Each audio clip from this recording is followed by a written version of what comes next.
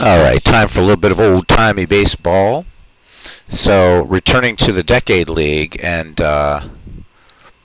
this is a former subset of the Baseball History Collection, so I'm not sure if this is 2017. I think it is the 2017 version. Really wish that Dave Cook would bring this back for everybody, so I customize it up with logos and stuff like that. But this is basically a subset of the Baseball History Collection from 2017 or 2018 that takes the all-time great, the decade players from each decade. So this goes from the 1800s to the 2000s. So pretty cool. It'd be fine to update this to do the 2010s. And again, I mean, I guess I could do it myself, but there's enough here to play. So today we're going to go back, way back, and Larry Corcoran will be facing Christy Mathewson. So each team at 1-1, the King Kellys and the Hannes Wagners, and let's do this.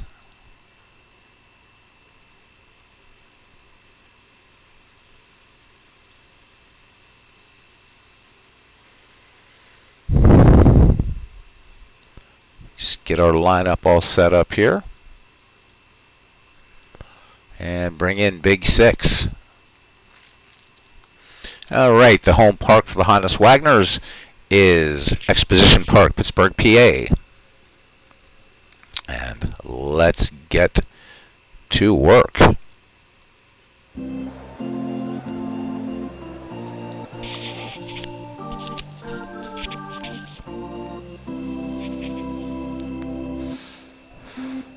Hey Bernard, how you doing? Good to see you. Welcome to Exposition Park in Pittsburgh.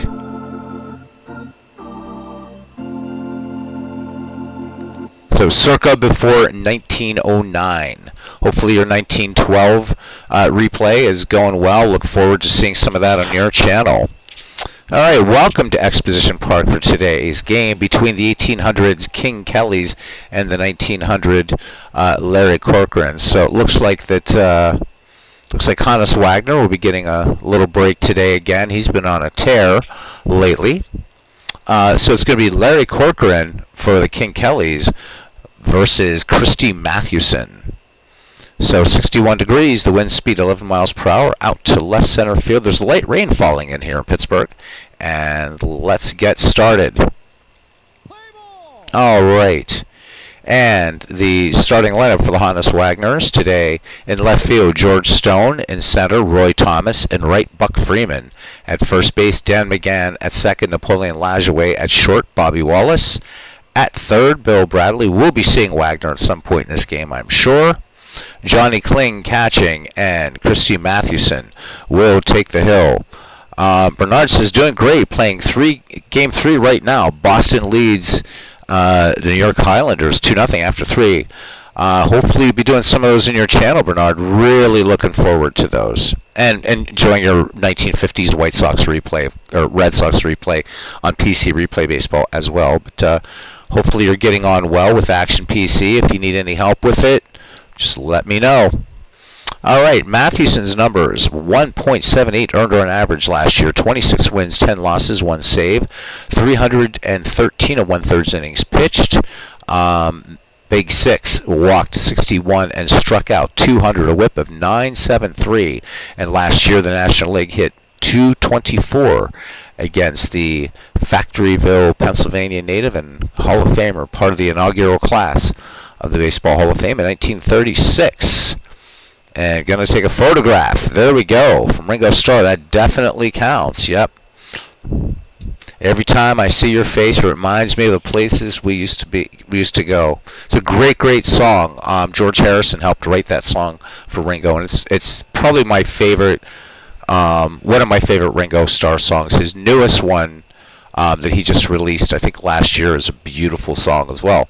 But all right, so we're coming up. Robert, when does the 2016 season start? Is that tomorrow? Is that July 4th?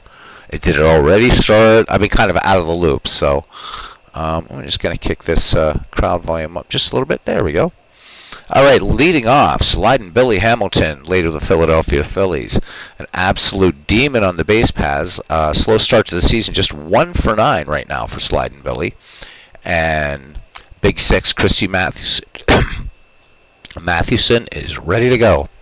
The 2-2 pitch to Hamilton. Fastball. This one grounded to Lajoie onto Dan McGann for the quick 4-3 putout.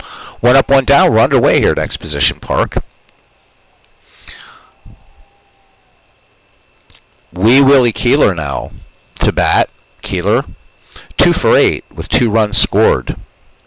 Matty into the wind in the 0-2 delivery to Keeler. Spitball. This one sent out to Thomas in right field, who camps under it and makes it for out number 2. Jesse Burkett, Hall of Famer from the St. Louis Browns. Burkett spent a little bit of time with the Cardinals as well. Burkett having a great start to the season, hitting 3 for 8. He's .375 with 3 triples, 2 runs scored. 2 quick outs here. Mathewson working efficiently. Here is the 2-2 pitch. Curveball. Burkett sends this high to left. Back against the wall. George Stone making the catch for out number 3. So 3 up, 3 down for the King Kellys. We go to the bottom of the first. The King Kellys nothing. And the Hannes Wagners coming to bat. And again, Wagner not in the starting lineup today. Jesse Burkett in left field for the King Kellys. In center, sliding Billy Hamilton. And right, Wee Willie Keeler. Hit him where they ain't. At first base, baseball's first all-time home run king, Roger Connor. At second, Cupid Childs. At short, Bad Bill Dolan. At third base, George Pinckney. Catching Duke Farrell. And taking the hill today for the King Kellys, Larry Corcoran. Corcoran with a 2.29 run average last year. 21 wins, 11 losses, 287 innings pitched, 52 walks, 135 strikeouts. The league hit .249 against Corcoran last year, and his whip a 1.077. Leading off here, center fielder Roy Thomas. Roy Thomas with a .375 start to the season. He's 3 for 8 with a run batted in. Corcoran has the sign from Duke Farrell. Here is the 0-1 pitch. Curveball. This one just lofted a little lazy fly ball to left field. Burkett coming in and playing it shallow and making the catch. 1 up, 1 down for the great Napoleon Lajoie. Lajoie off to a cold start, just 0 for 5 in the season. So tomorrow night at 8 p.m. Eastern Time, inside pitch, 2016 opening day. So on the game calendar and Roberts Network, that is 3rd April 2016, and it's going to be his Mets versus the Royals. So Harvey versus Volquez. Edison Volquez, quite a good pitcher. I like him. I like Volquez. Yeah. George Harrison was such an amazing guy. So new Beatles song being released this year. They're using AI to clean up John's vocals and everything, and adding into it. I heard a very rough version of it. The song's called Now and Then. It's kind of sort of Beatles trippy, but nice song. So looking forward to that one. Paul McCartney working with, I think he's working with Giles Martin on this one, who did the mastering for the Beatles' Love soundtrack. Giles Martin, of course, the son of Sir George Martin, the 5th Beatle. Corcoran deals. Now here's the 0-1 pitch to Lajoie. Fastball bounced up the middle, base hit past Cupid Childs into center field. Sliding Billy fires it in to Bill Dolan at short. So Lajoie aboard. Lajoie last year 23 steals, has yet to pilfer one now this season. And Buck Freeman hitting .250 with a home run, 3 runs batted in. Lajoie, good lead off first. Farrell, good arm behind the dish. Corcoran checks the runner, the 1-1 pitch to Freeman. And there goes Lajoie, the hit and run, perfect. This one base hit to right field. Keeler up with it, and Lajoie will make it to third. So Lajoie turned it on the Jets, and runners at the corners with one away for the Wagners. And switch hitter Dan McGann comes to the plate. Batting lefty against the righty Corcoran. McGann off to a .286 start in the season. Freeman at first, 12 steals. Corcoran throws over. Freeman dives back under the tag, and he gets up, brushes off the infield dirt, and he's safe. Corcoran with a check of the runner, a sign from Duke Farrell. The 0-2 pitch. There goes Freeman to throw down, and not in time. Farrell comes up gunning, but Freeman with a great lead off of first gets a good jump on that ball. So 2 in scoring position, 2 down for the Wagners, and here is George Stone. So we had us look like a strike him out, throw him out. Yep, absolutely. All right, so 2 away, 2 in scoring position. as Tom Stone is in there. Stone hitting .307 in the early season with a run batted in. Corcoran deals the 2-2 pitch to Tom Stone. Change up, this one chopped to Childs at second. Quick throw on to Connor to retire the side. So no runs, 2 hits, no errors, 2 left. 1 complete here at Exposition Park in Pittsburgh, PA, the confluence of the 3 rivers. And we are scoreless. Leading it off here in the top of the second for the King Kellys is Cupid Childs. The second baseman is 2 for 6, hitting .333, including an RBI, run scored, and a stolen base. Big Six deals to him now. The 2-2 pitch to Childs. Fastball. And Childs looks at a fastball in the outside corner. So Mathewson picks up his first strikeout of the game. Yep, now and then. So it's the official version is gonna be released some point later this year, but there's a very rough cut of it, the Lennon original, and you can find it on YouTube, RJO. But I think by the time with modern wizardry and they clean up and get rid of the noise, they're using a lot of the same technology that Peter Jackson used in the Get Back documentary, so it should sound incredible. They had originally planned, just a quick clip from the ball game, they were going to put it on the third, so for each of the anthologies, the first one, of course, was Free as a Bird. Second one was Real Love, and they had planned to put this one, but the way the Beatles operated was interesting. Decisions were made and everything had to be unanimous. So if one of the 4 voted no on something, it didn't get done. George Harrison didn't like that rough cut of Now and Then and voted it down, so that's why that didn't make it in the 1995 Beatles anthology. But Ringo's on board with it. Of course, McCartney is, and Olivia and Yoko, who they get to sort of vote on these things now. So really looking forward to it. Beatles fans are pretty excited about it. All right. Now, from 2023. Yes, I know, Jackass Whiskey. You've told me 38 times. Thank you very much for that. And welcome in. Bad Bill Dolan batting with 1 down. Matty deals the 1-2 pitch to Dolan, and Dolan sends this high fly ball to center field. This was going to land in the Allegheny River. That one had me fooled.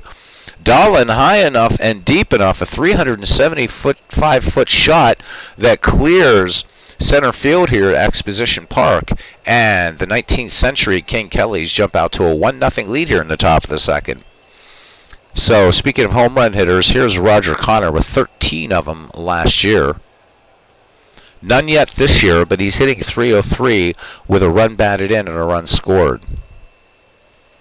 Mathewson deals the 1-2, and this curveball high and deep, but back toward the Bull Durham sign in center field. Roy Thomas makes the catch for the second out. So 1 run in for the King Kellys as Duke Farrell strides to the plate. Farrell hitting .333, 2 runs batted in. Matty deals to him. Farrell swings in the first pitch, a fastball down the line to right, and Buck Freeman making the catch toward the right field foul line, and that retires the side. 1 run, 1 hit on the Bill Dolan home run. No errors. We go to the bottom of the second. The King Kellys hold a 1-run lead over the Hannes Wagners, 1-0. So in playing for Hannes Wagner today is Hall of Famer Bobby Wallace. Wallace in there more for his defense. Of course, Wagner a great defensive shortstop, but I'm trying to split some time between Wagner and Wallace since Wallace doesn't get a lot of love. Bobby off to a .500 start, just 1 for 2. Again, just splitting time with Wagner. Corcoran with the 3-0, and Wallace, good eye up there, lays off and draws the walk. So first free pass issued by Larry Corcoran. Bobby Wallace, 16 steals to his credit last season. Bill Bradley now grabs a stick of ash from the barrel and heads to the box. Bradley off to a cold start, hitting just 1 for 6 with an RBI, 167 average. Wallace leads off first. Corcoran checks the runner, throws over, and Wallace back on a close call there. Just getting in ahead of Roger Connor's quick tag. Corcoran now lets it go. The 0-1, and this one bounced out in front of the plate. Bradley out as Farrell pounces on it, so a little excuse me bunt actually, but sacrifice successful. Tying run in scoring position now for the Wagners as former Chicago Cub Johnny Kling steps in there. Kling not off to a fast start, hitting just 167. Wallace leads off second. Corcoran peers over his right shoulder, checks the runner, has the sign from Farrell. Here is the wind in the 0-1 pitch. And Kling sends this one high to left field, but right into the glove of Jesse Burkett. Wallace will not tag. So 2 away, and Christy Mathewson to bat now, hitting .216 last year, a home run and 14 runs batted in. Matty making his first plate appearance. Corcoran deals the 1-2 pitch, and Farrell drops the ball, and Mathewson is safe at first. So that is a strikeout, but an error on Duke Farrell. So Corcoran with 2 strikeouts, but Matty at first base. Mathewson last year just stole 1 base. John McGraw here watching one of his favorite players. Roy Thomas now, we're back at the top of the order for the Hannes Wagners. He flied to shallow left center last time up. Corcoran works from the stretch, and the count even at 2-2, and Thomas swing and a miss for strike 3.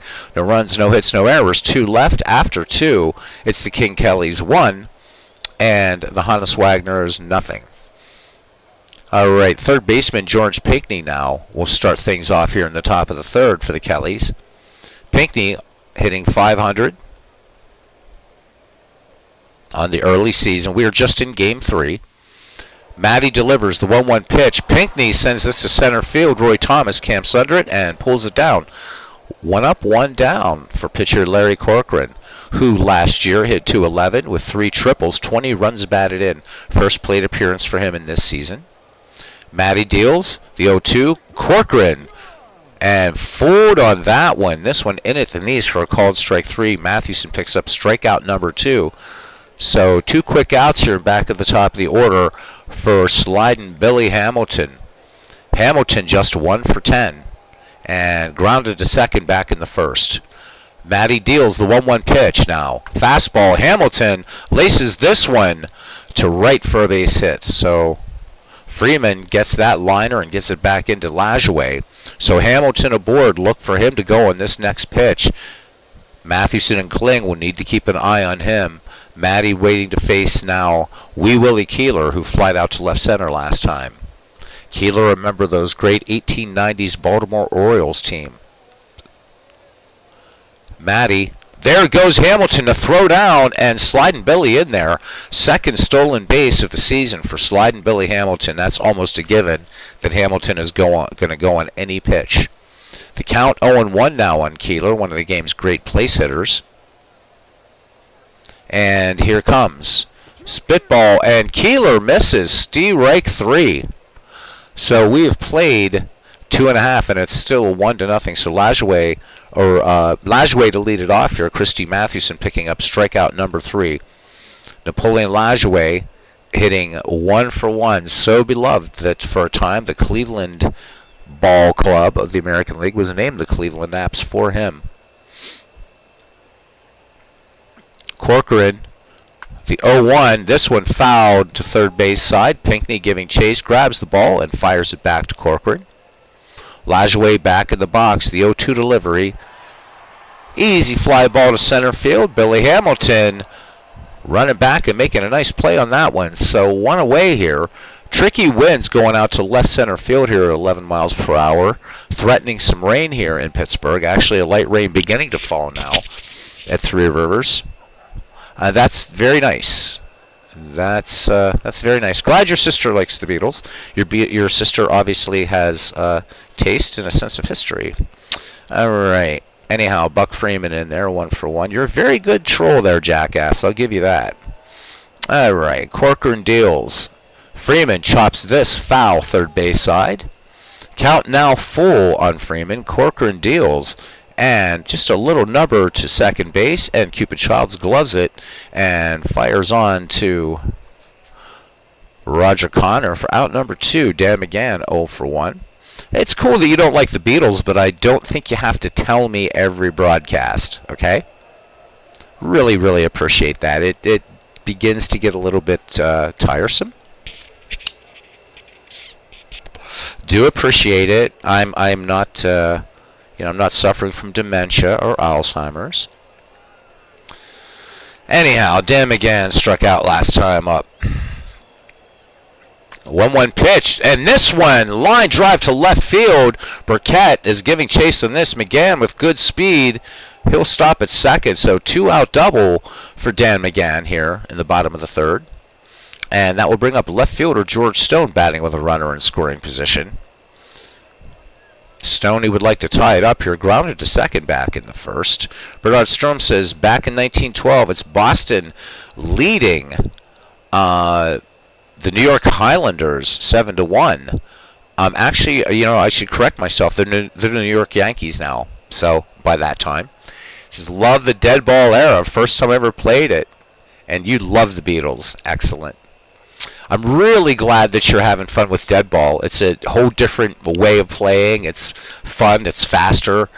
And if you have some time, pick up that book I've been talking about that a lot of people read that Big Clue just finished. Tales from the Dead Ball Era. It's a good primer to dead ball. It's well written. It's a page turner, Bernard. I think you'll love it. And I think what will strike you is how violent this period of baseball was. Very, very, very violent time. But an exciting, crazy time, too.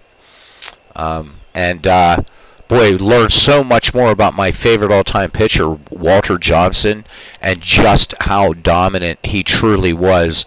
And the records that still stand today and pitching for a team that gave him no run support and really not a lot of defensive support. Johnson, and when everything moved to the live ball era, the Babe Ruth era, Johnson was still dominant. Just crazy, crazy, crazy. But pick it up. It's called Tales from the Dead Ball Era. You can pick it up for like $6, $7 on eBay. Great, great book. All right. From the stretch, and the 1-2, and Stone looks a called strike 3. So Corcoran picks up his 4th strikeout of the game to end the inning. And we go to the top of the 4th. We are still at 1-0. Just 5 hits between these two teams. No errors thus far. Jesse Burkett now. The number 3, 4, 5 hitters due up for the King Kellys. We got to get King Kelly into this lineup, so I have to do some retooling here at some point. Burkett fly to deep center. These are very, very deep rosters, though. So Matty deals the 0-1 pitch. Burkett smacks this grounder into left field for a base hit. This one will be between McGann and Lajoie. Freeman has it. Jesse Burkett on board. And Jesse Burkett with 32 steals last year. Cupid Childs, 0-for-1, struck out in the second. Good stream that you might want to catch from Dave Gardner. It was done last night. It was called How Do You Guys Replay Some Seasons? So for you season replayers, I think it's really, really good stuff. Check it out. Dave also doing some stuff with Franchise History Maker Hockey. So it's by the same people that do Out of the Park Baseball. So good stuff if you're a fan of the hockey. Yep, there you go. Yes, the managing is very different. Jack S. Whiskey saying he loves some Walter Johnson. Absolutely. So a little fact about Walter Johnson that the Ken Burns baseball documentary got wrong. They kind of made it a point when they were talking about Johnson and not underplaying him, saying he was afraid to hit batters. That is not true. What Johnson was afraid of was hitting batters at the head. He went head hunting one time, and the guy was down and knocked out. But the man who holds the record for the most hit batsman to this day in Major League Baseball is the Big Train. And his pitches were tough. Ended a few careers, actually, with some of his fastballs. So Johnson was not afraid to hit a batter. Johnson also holds the all-time Major League record for the most 1-0 game wins in a career, and also the fewest 1-0 losses. That's just how tough he was year after year after year. Not to take anything away from Lefty Grove, Rube Waddell, Bob Gibson, Sandy Koufax, but and the great pitchers of today. But I cannot think of a single pitcher in baseball history that lacked run support and defensive support, and pitched for a team that would finish last and still had so many 20-plus consecutive games still leading in shutouts after all this time. What a great, great pitcher. And was able to straddle both eras comfortably. But yes, the managing is different, Bernard. You can't play for the load 'em up and go for the grand slam. You've got to play small ball, double steal, sack bunts, bunt for hits. Don't be afraid to have your cleanup hitter bunting. It's a lot of fun. It's a lot of fun. Hey, Big Clue, he said, this is what I get for playing Divinity Sin 2 for a few minutes. Missed the start of a ball game. Divinity Original Sin is such a brilliant RPG. Baldur's Gate 2 coming out in August for PC and September for PS5. I think I'm going to wait and get it on PS5 because I just don't have the hard drive space on this PC because of so much music stuff that I have, like synthesizers and DAWs and stuff like that. So looking forward to that. But Divinity Original Sin 2, wow, what a great game. What a great game. All right, Cupid Childs is nothing for one, struck out in the second. Mathewson throws over. Burkett was picked off. Wow, they just get the glove on Jesse Burkett. So a little bit of a lapse there by the left fielder, and he is out. So one away here. Cupid Childs now batting with the bases empty. Matty with the 0-2, base hit, ground ball base hit to right field. Buck Freeman has it, gets it into Lajoie. So getting picked off hurts a little bit here. Bill Dolan is 1 for 1. Solo shot to right center. They got to the Allegheny River. Matty deals, throws over. Childs back. Child's a little bit more awake after seeing Burkett get picked off at first. Matty brings it home, the 0-2 to Bill Dolan, and this one laced to left, base hit. Childs will round second, but he will hold. So 2 aboard for the King Kellys, and here comes slugger Roger Connor, fly to deep center back in the second. Kling sets the target, Matty with the 0-2. And Connor swings in this fastball, just a routine to center field. Thomas has it, but tagging and getting to third will be Cupid Child. So 2 away here for Duke Farrell, 0 for 1. Matty from the stretch in the 0-2 to Farrell, and Farrell swing and a miss, strike 3. That's the 4th strikeout by Big Six. So no runs on 3 hits, no errors. We've played 3.5 here at Exposition Park. The King Kellys 1 and the Hannes Wagners nothing. And leading it off here will be Bobby Wallace, followed by Bill Bradley and Johnny Kling. So Bobby Wallace walked back in the second. Infield looking bunt here. Connor in at first, Pinckney in at third. Corcoran brings it home now, the 0-2. Wallace swings in his fastball, base hit up the middle. So Wallace, good eye up there at the plate today against Larry Corcoran. He's aboard for third baseman Bill Bradley. Sacrificed back in the second. In fact, it was Bobby Wallace that he did sacrifice. So Wallace and Wagner splitting time at short. And again, as I mentioned, it's because Bobby Wallace, I think, doesn't get enough attention when talking about very old-time baseball, where Wagner is probably known even by, well, not all casual fans, but a lot of casual fans are going to know Hannes Wagner. So I want to give Bobby Wallace some playing time. So benching Wagner, probably see him as a pinch hitter, though, later on, as he is on fire this year thus far. Corcoran delivers to Bradley, the 2-0. Fastball, Wallace was moving, hit and run, perfectly executed. Burkett up with it, and Wallace will tear around to third. So, excellent play, some good inside baseball, as they used to call it. And Johnny Kling bats with the bases, with nobody out, and runners at the corners. Wallace at third, Bradley at first. Bill Bradley with some speed, 18 steals last season. Johnny Kling 0 for 1, average bunter. He's going to try to at least move Bradley over here. Try to avoid any double play situation. Corcoran with the 0-1 pitch. And there goes Bradley, fly ball center field. Hamilton has it, tagging at third. And holding is Bobby Wallace. So the manager of these Wagners holding Wallace, because Hannes Wagner definitely would have scored on that one. So infield looking bunt, 1 away. Runner still at first and third for Christy Mathewson, 0 for 1. We'll see if they try to pull off a little hit and run action again as Corcoran lets it go. And there goes Bradley, the throw down, the tag, not in time. So they stay out of the double play. Bill Bradley picking up his first steal of the season. One away. Mathewson back in the box now. Infield still looking bunt. Connor at first. Pinckney at third. Corcoran works from the stretch, and the 1-0 delivery to Matty. Curveball, swing and a miss.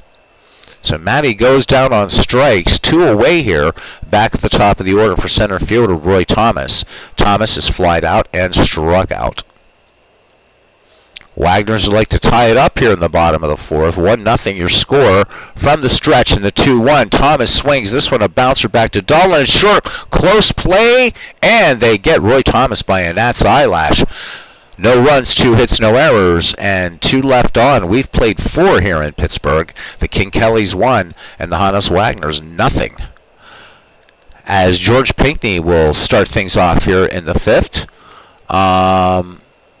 The Cleveland Naps won the 1911 World Series, says Jackass Whiskey. Yet Nap Lajoie played with the Senators since 1910. So that must be a, I guess, in the Baseball Mogul universe, since he's playing. How does Lajoie? Does the game allow to do that? I'm just curious how he's on the Senators in. But they won the 1911 World Series. How about that? In the real World Series, Philadelphia wins. How did Philadelphia finish in that one? Jackass Whiskey would love to know.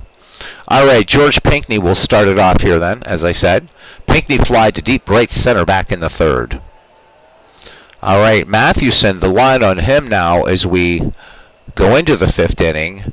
Matty's pitched 4 innings, 5 hits, 1 earned run, and 4 Ks to his credit.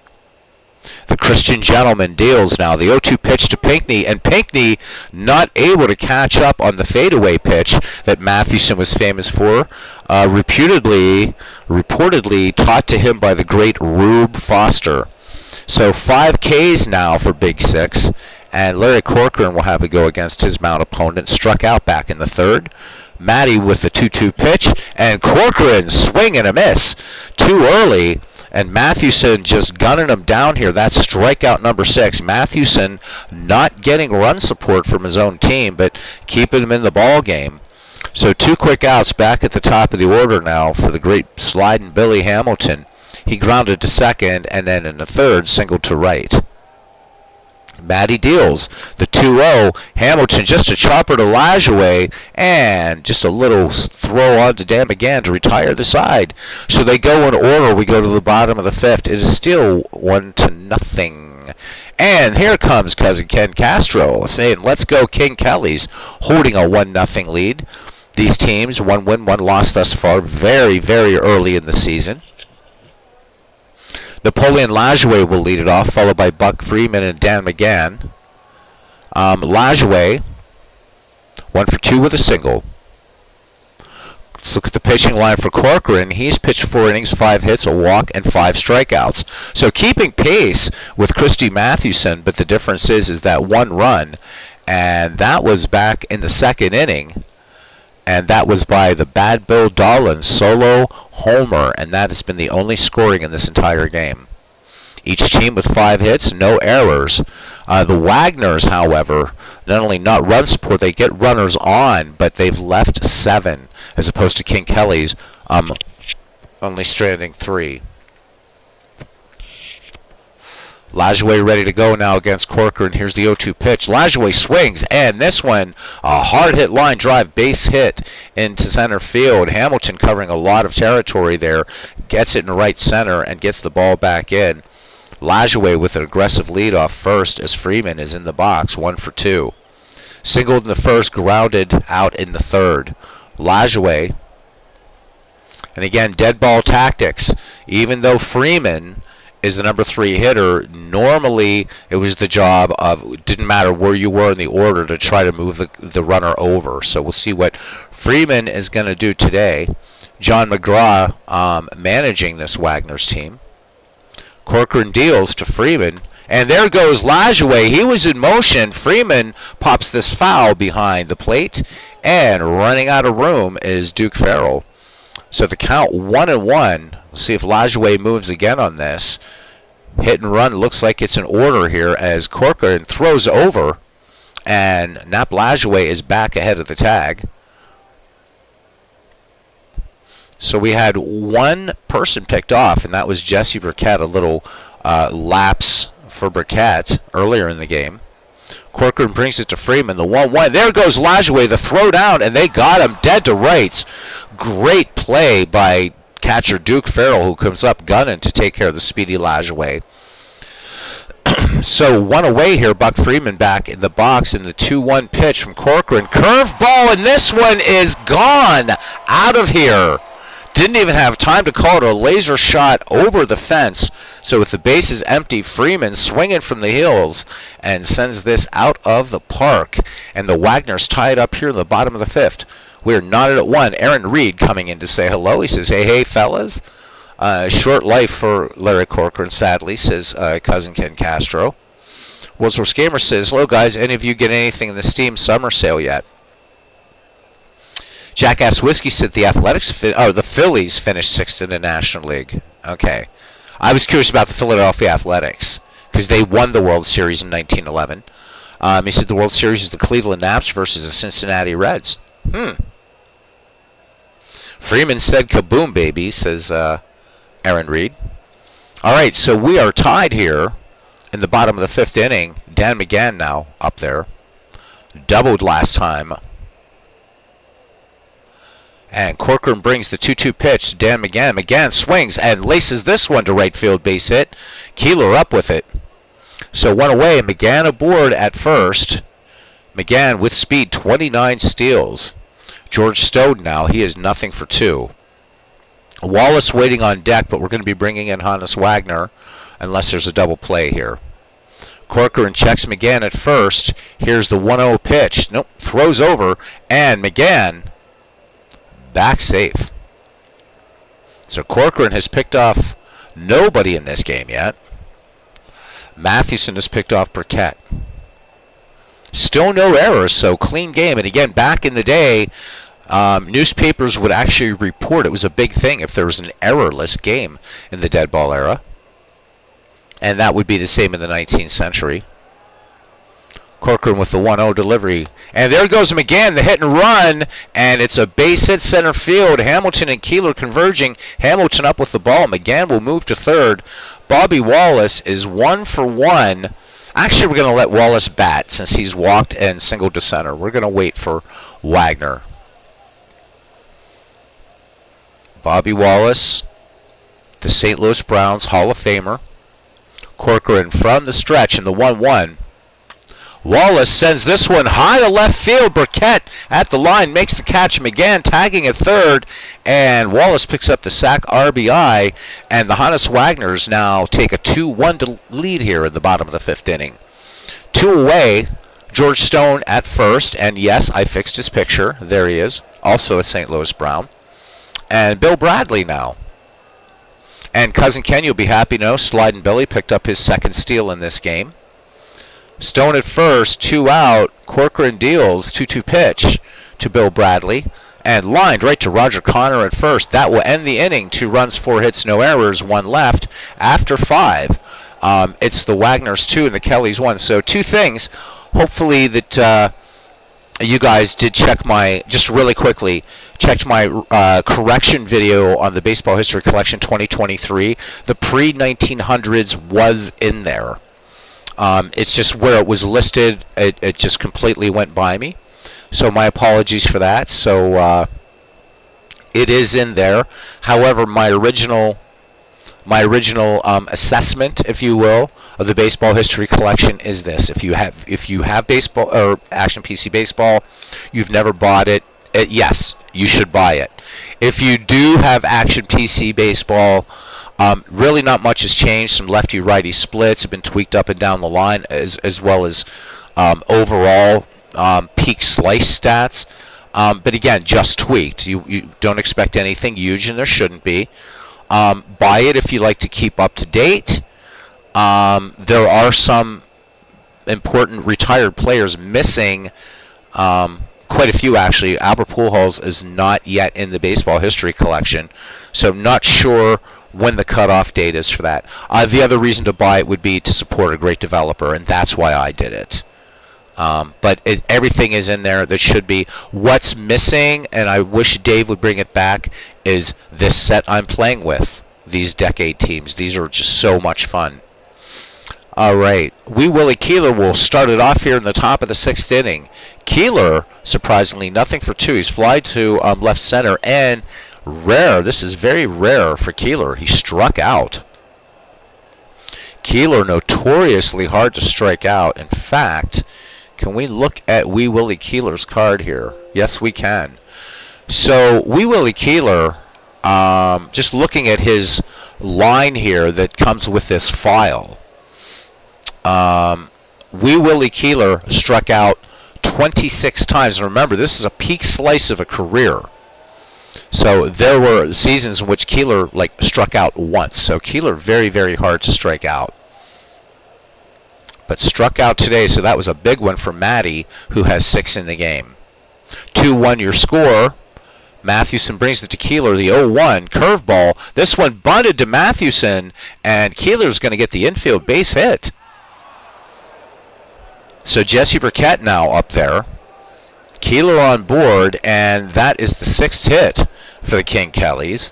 Burkett 1 for 2, singled back in the 4th. That's also when he was caught napping by Matty.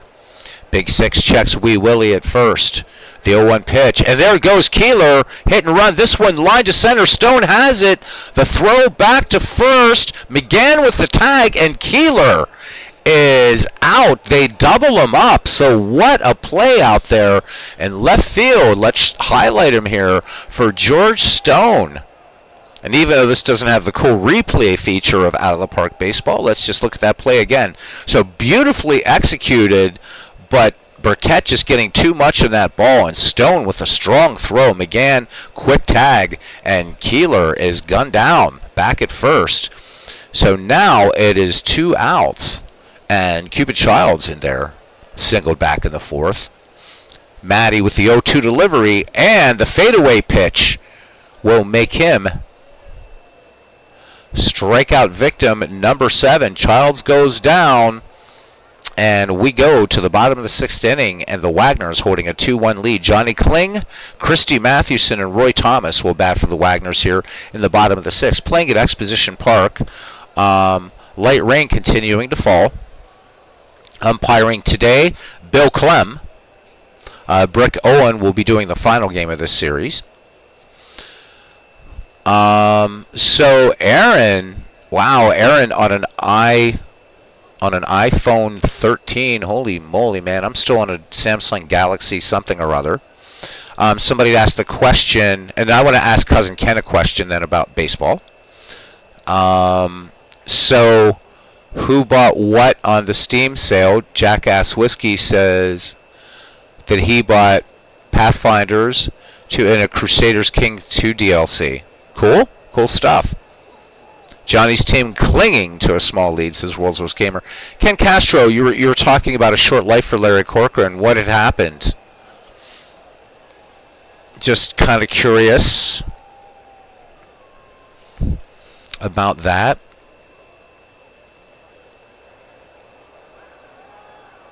Ken Castro got Pro Cycling Manager. I'm looking at a couple things on the Steam sale, but I kind of have to wait. Don't start the new job till Wednesday, so trying to hold on. Certainly a few things in there very, very tempting, though. All right, Kling nothing for 2. Larry Corcoran deals. Kling swings in the first pitch. This one chopped to short. Dolan to Connor to easily retire Johnny Kling for out number 1. Christy Mathewson nothing for 2. He struck out in the second, but was on due to the pass ball, so that was an error. Or that was just a pass ball, I'm sorry, by Farrell. And then struck out in the 4th. The 3-2 delivery to Mathewson, who lays off, and Big 6 is aboard. Good eye up there against Larry Corcoran, who's up to 100 pitches, which is no big concern here. For anybody that doesn't have it, right now on Steam, Out of the Park Baseball, $20. $20 for all of baseball history. All the major leagues, all the minor leagues, Negro leagues. Insanely customizable, just like this game. $20. Don't sleep on it. Corcoran deals. Thomas swings in his fastball. Base hit left field. Burkett up with the ball. Mathewson will hold second. So 2 aboard, cheers going up as the Wagners get their 10th base knock of the game. And Napoleon Lajoie having a good day. He's 2 for 3. Mathewson not very fast there at second base. So still a double play, possible double play situation here for Larry Corcoran. Lajoie has singled, 2 singles, and then flied out. So Lajoie seeing the ball pretty well against Larry Corcoran. Corcoran, Farrell out to have a quick word with Corcoran, now back behind the plate. Here is the pitch. The 1-0 delivery to Lajoie. Base hit left field. Mathewson rounds third, but he will hold as Burkett gets to the ball. The bases are sold out for right fielder and number 3 hitter, Buck Freeman. So a chance here for the Hannes Wagners as they pick up hit number 11 to break this game wide open against a very tough King Kelly's team. So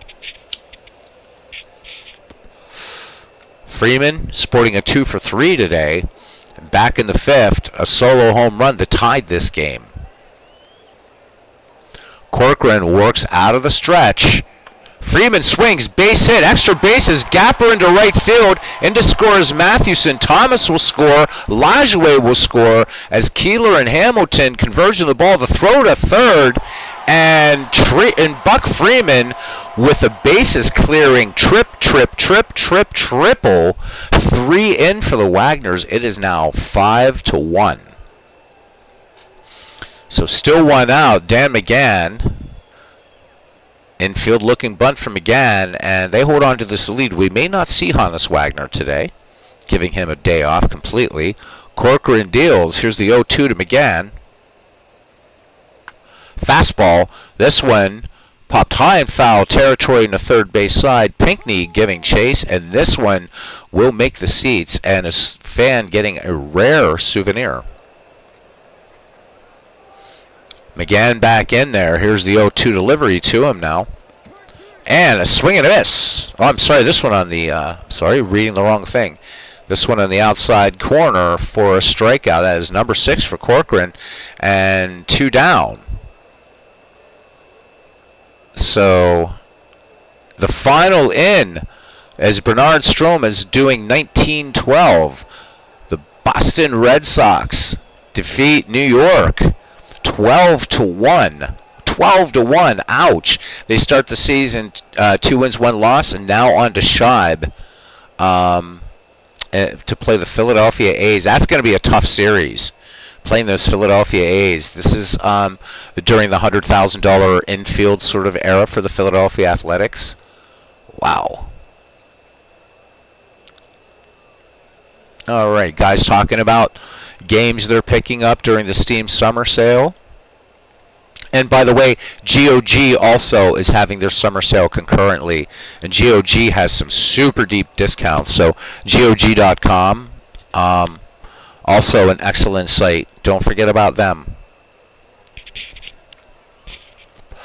All right, George Stone now batting with Freeman in scoring position, and 3 in here. Corcoran again from the stretch in the 1-2. Stone, base hit, center field. He'll pick up the RBI. Buck Freeman comes in to score as Hamilton gets the ball in. It's now 6-1. And Bobby Wallace will remain in there to hit. So Wallace has walked, singled, and a sac RBI in the 5th, scoring Dan McGann. George Stone with 25 steals. And Bobby Wallace, an excellent bunter, though, so this is not a bunt situation, but Wallace could get him down with regularity. Corcoran deals now. The 1-2 pitch to Bobby Wallace. And Bobby Wallace, swing and a miss for strike 3. That ends the inning. But 4 runs, 4 hits, no errors, 1 left on. We've played 6 here at Exposition Park in Pittsburgh. And it's the Hannes Wagner 6, the King Kellys 1. Bad Bill Dolan starts it off here in the top of the 7th. Dolan solo shot back in the 2nd, and a single in the fourth. Mathewson with 7 strikeouts deals the 2-0 pitch to Dahlin. Dahlin, fly ball, shallow center. Roy Thomas making the basket catch for 1 up and 1 down.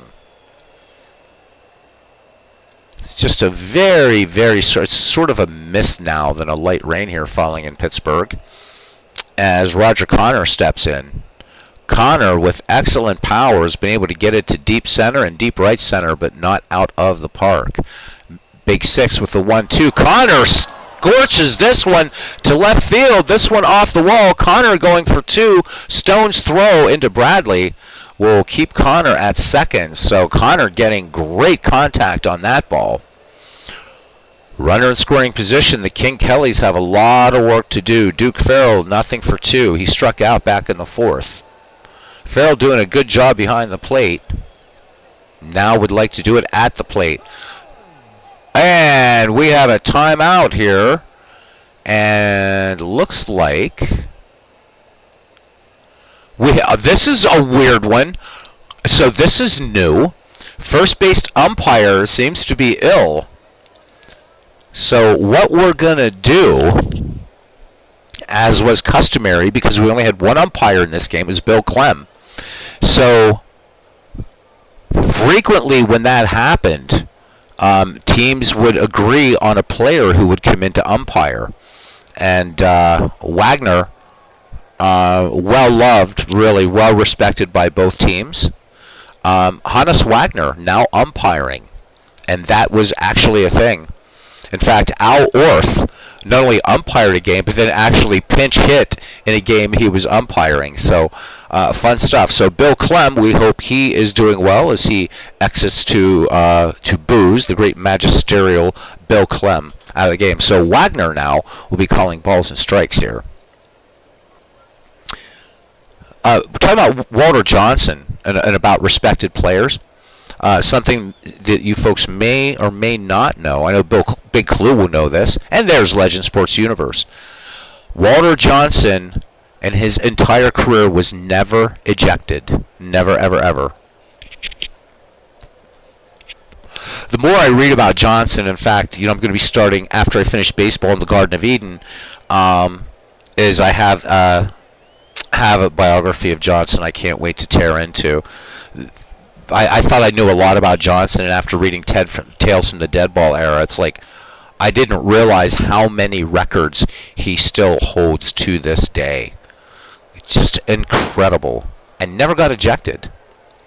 But yeah, the Ken Burns baseball documentary, Johnson also holds the record for the most hit batsman. He just wasn't a headhunter. He would also do things like, it's probably better if I had Walter Johnson pitching talking, but Johnson would do things like lay off, and they were playing the St. Louis Browns. Jimmy Austin was at bat, and Johnson said, all right, here's one right in there, let me see you hit it. And Jimmy Austin said, I hit it out of there. He said, I don't know. He talked about this. He says, I was rounding the bases. I don't know who was laughing harder, Walter or me. So, just great stories about Johnson. Never got into scuffles, anything like that. But Johnson also wrote a great article, I believe it was in Baseball Weekly back in the day. Johnson was going to jump to the Federal League. So, that's available on Sabre. You guys should read that. Johnson was a very articulate man, actually. All right, back to action here is another great pitcher, Christy Mathewson, to face Duke Farrell. The 0-2 pitch to Farrell, and Mathewson hits Farrell. Great story about Mathewson in that book. He actually punched a kid selling lemonade during a game. So the Christian gentleman not above throwing a bunch of fives here and there. All right, so 2 aboard, thanks to the hit batsman by Mathewson. Pinckney number 2, and Mathewson within the top 5, I think, of hit batsmen, so he wasn't afraid to throw at him either. In fact, managers would command pitchers to throw at batters, and that does occasionally happen now too, but nowhere near as fun as this era.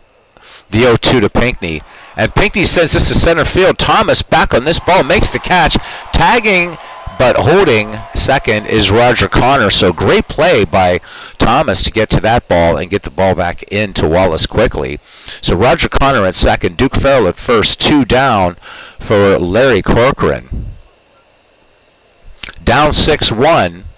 Mathewson deals. Here's the 0-2 to Corcoran.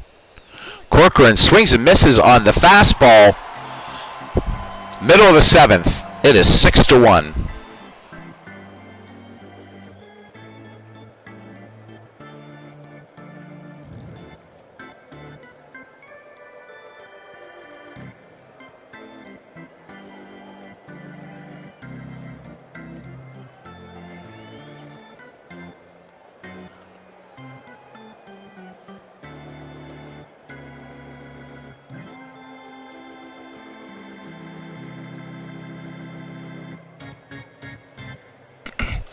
I know I've been talking about that Tales from the Dead Ball era a lot, as Aaron Reed channeling his Harry Carey. There's a chapter that's devoted entirely to that great game. And in fact, the author, Mark Halpin, calls it a game for the ages. If you wanted an encapsulation of Dead Ball baseball, that chapter will give it to you. And that great game between the Giants and the Cubs in 1908. There was much more to that game than just the Merkle, so-called Merkle burner. There was even a fatality in that game, not on the field. But I really encourage you to pick up Tales from the Dead Ball era. You'll absolutely love it. Every chapter is just brilliant. Even if you don't like Dead Ball baseball, it's still baseball. Check it out, guys. All right, Bill Bradley is 1 for 2. Larry Corcoran stays in there. Here's the delivery. And Bradley swings in this first pitch. Long fly ball to left, but Burkett has it in his sights and gets it in left field in front of the Marlin Rifles sign. So 1 down. There's something you're not going to see in a modern ballpark. Johnny Kling now is a frustrated 0 for 3. 13 hits for the Wagners. Corcoran deals the 0-2 delivery to Kling. Curveball. Easy fly ball to center field. Billy Hamilton ranging to his right and makes the catch for out number 2. Matty now to bat. Walked in the 6th. Corcoran deals. Full count on Mathewson, and Mathewson looks at ball 4. Corcoran is tired. We'll see, and if the manager doesn't change Corcoran, I will pull him. All right, Roy Thomas is 1 for 4. Singled his last time up. Corcoran deals the 0-2 pitch to Roy Thomas with 2 down. Base hit, and Mathewson is on the move as Keeler is up with the ball. Mathewson rounds second. Here's a throw from Keeler to the hot corner. Pinckney not in time with the tag, and Gus McGinnis will now come in to pitch for these King Kellys. So let's look at McGinnis's numbers. A 4.95 earned run average, 2 wins, 5 losses. He worked 63 2/3 innings, walked 26, struck out 15. So 2 in scoring position now, and 2 out. Mathewson at third, Thomas at second for Napoleon Lajoie, who is 3 for 4. Singled back in the 6th. McGinnis from the stretch in the 0-2 to Lajoie, and Lajoie cuts on and misses. Strike 3. So the Wagners try to break it open, but do not score, leaving 2 in scoring position, but no runs, 1 hit, no errors. We go to the 8th, and Billy Hamilton will lead it off, cousin Ken Castro's favorite player. So singled back in the 3rd. Billy has a stolen base. Matty looking okay up there. Still has a little bit of gas in the tank. And we are under a rain delay. Rain coming down hard. And this game is called mercifully for the King Kellys. So in the 8th inning, a rain out. And the Hannes Wagners take this one from the King Kellys 6-1. Let's look at this game recap. And a losing cause for the Kellys. The only real highlight was Bill Dolan, who went 2 for 3 with a home run. Dolan scoring the game's first run and the only run for the Kellys on that solo shot back in the 2nd. Dan McGann goes 2 for 4 with a double. Buck Freeman 3 for 4, a home run, 4 runs batted in. Gotta give this MVP to Freeman. Christy Mathewson improves to 1-0. Larry Corcoran falls to 0-1. 2 home runs in this game, one by Buck Freeman and one by Bad Bill Dolan. Looking at pitching here in this game, Corcoran pitched 6 2/3. Again, this game rained out, so 6 2/3. 14 hits, touched up 4, 6 runs, all earned. There were no errors in this game. 1 home run, walked 3, struck out 7. Gus McGinnis came in, worked a third of an inning, and struck out a batter. Christy Mathewson went 7 hits, 1 run. It was earned. It was that Dolan home run and struck out 8. So Mathewson begins the season with a 1.29 earned run average. Larry Corcoran with an 8.10. We'll look at the miscellaneous quickly here just to get our MVP. And it should be Buck Freeman, but let's see. Indeed it is. Yay, I called it. Buck Freeman, and Bobby Wallace gets the game-winning RBI. So that does it for this game. Whew. Hey, yeah, Andrew comes in. What timing? Comes in on the rainout. We're going to do one more. Let's just do one more, despite what's on the tin. So we have choices here. We could go with the 2000s versus the 1960s. So that's Holiday versus Marichal. We have 1950s versus 1970s. That's Warren Spahn versus Gaylord Perry. The 1920s versus the 1910s. And again, these all are named after players. I'm just not going to worry about it right now. Wilbur Cooper versus Pete Alexander. The 1990s versus the 1980s is Glavine versus Martinez. And finally, the 40s versus the 30s. So Newhouser versus Schumacher. So let me know what you guys would like to see.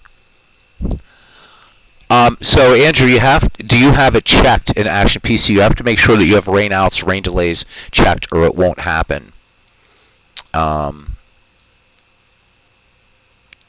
So yeah, but so I definitely have rainouts turned on for this. You gotta have them.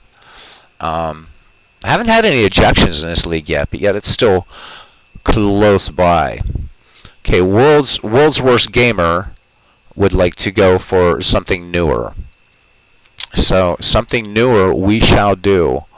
Let's do Glavine versus Martinez. Let's do it. Glavine and Martinez. All right.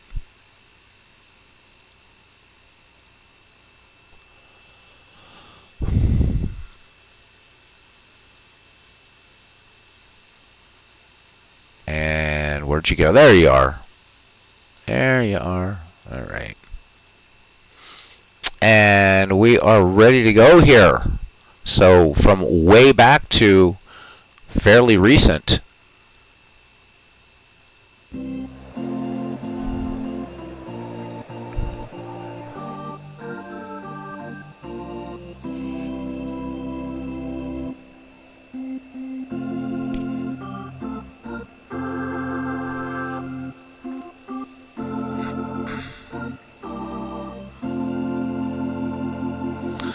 Alright, so we're going to play this one, Progressive Field, and it's going to be Tom Glavine versus Dennis Martinez.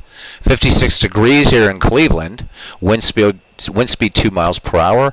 Out to right field. Let's play ball. This is the Mike Piazzas versus the Ricky Hendersons. And looking like Henderson not in the lineup. And that's fine. Again, deep lineups here. These are from the Baseball History Collection 2017 now, as I recall. This is the 2017 version. Dave really needs to bring this great setup back. So let's look at the starting defense. In left field, Tim Raines. In center, Dale Murphy. In right, Dwight Evans. From first to third, Eddie Murray, Ryan Sandberg, Cal Ripken, Wade Boggs. Catching, Gary Carter and Dennis Martinez on the bump. Martinez making his first start of the year last year, an ERA of 3.20, 15 wins, 11 losses, 245 innings worked, 70 walks, 134 strikeouts. The league hit 244 against Martinez last year with a whip of 1.216. Roberto Alomar will lead it off here in the top of the first. So Alomar off to a good start this season, hitting 3 for 7, 429 average with 3 runs scored and a stolen base. So good day for, if crisp day, but a clear day here in Cleveland for some baseball. As Martinez ready to go here. And the 2-2 pitch coming to Robbie Alomar. Alomar swings fly ball center field. Dale Murphy camps under it and makes it for out number 1. Kirby Puckett now in center field, bats second. Puckett hitting .333. He has a run batted in. It's a very different style of game now, jumping from that era to this one. So Martinez winds up and deals. The 2-2 pitch to Puckett. Fastball. This one bounced to short. Ripken to Murray for the 6-3 putout. 2 up, 2 down here as Jeff Bagwell steps in here for the Mike Piazzas. Bagwell off to a .375 start. He has a home run, 3 runs batted in. Martinez deals the 1-2. Bagwell swings, popped on the infield. Ripken going out on the left field grass as Raines was coming in, but Ripken making the catch for out number 3. So they go in order. We go to the bottom of the first. The Mike Piazzas nothing, and the Hendersons coming to bat. Tim Raines leads it off here. But let's first look at the starting defense here for the Mike Piazzas. In left field, Albert Bell. In center, Kirby Puckett. In right, Larry Walker. From first to third, Jeff Bagwell, Robbie Alomar, Barry Larkin, Robin Ventura. Catching, Mike Piazza. And taking the hill, Tom Glavine. Glavine, last season, a 2.91 earned run average, 19 wins, 9 losses, 235 and a third worked, 75 strikeouts, or 75 walks, 151 strikeouts. The National League hitting .237 against Glavine last season with a whip of 1.211. So this is his first start of the year. So Bagwell and Ventura looking bunt from Tim Raines, and Raines a superb bunter. So Raines, he's hitting .333. He's 3 for 9 with a double. And Tom Glavine ready to work. The southpaw deals the 3-1 to Raines, and Tim Raines lays off and draws the walk. So good eye up there. Tim Raines with 68 steals last season and 2 thus far. So Glavine keeping an eye on him. See a little inside baseball here, perhaps. And here's Ryan Sandberg. Sandberg hitting .250. No RBI for the former Cub. Does have a stolen base. Glavine with a check of the runner. Raines at first. Throws over. Raines dives back. And just in there, Jeff Bagwell with the quick tag at first. Piazza sets the target now. Glavine deals. And there goes Tim Raines. Hit and run was on. How about it? And Bell up with the ball. The throw to second as Sandberg's digging for 2. He's safe.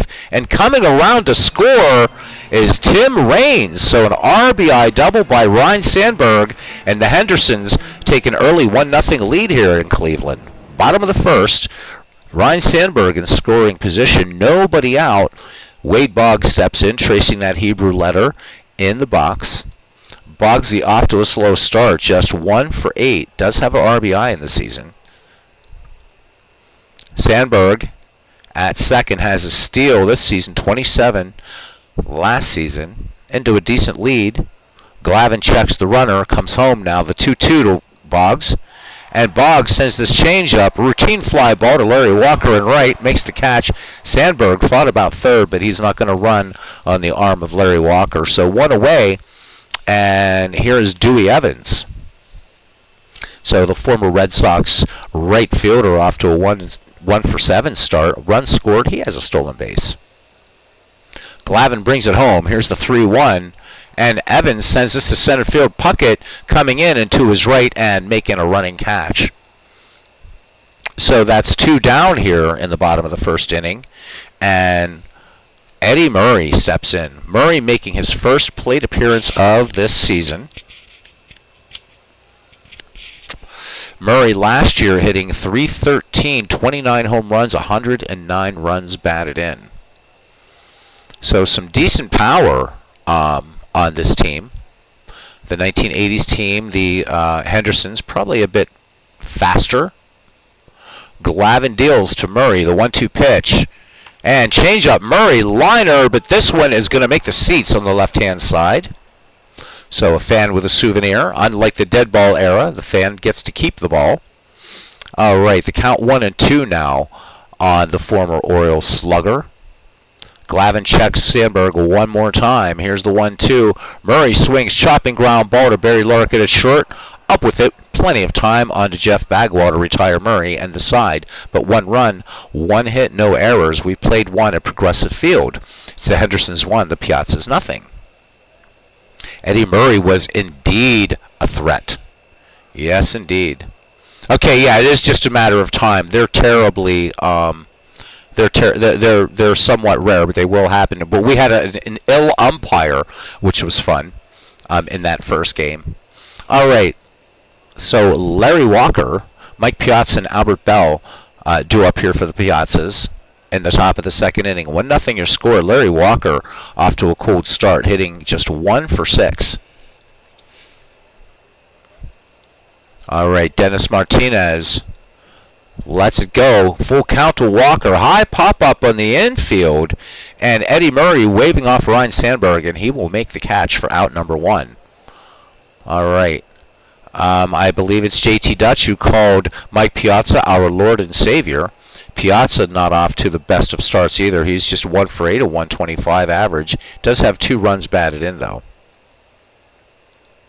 Martinez deals the 0-2 delivery.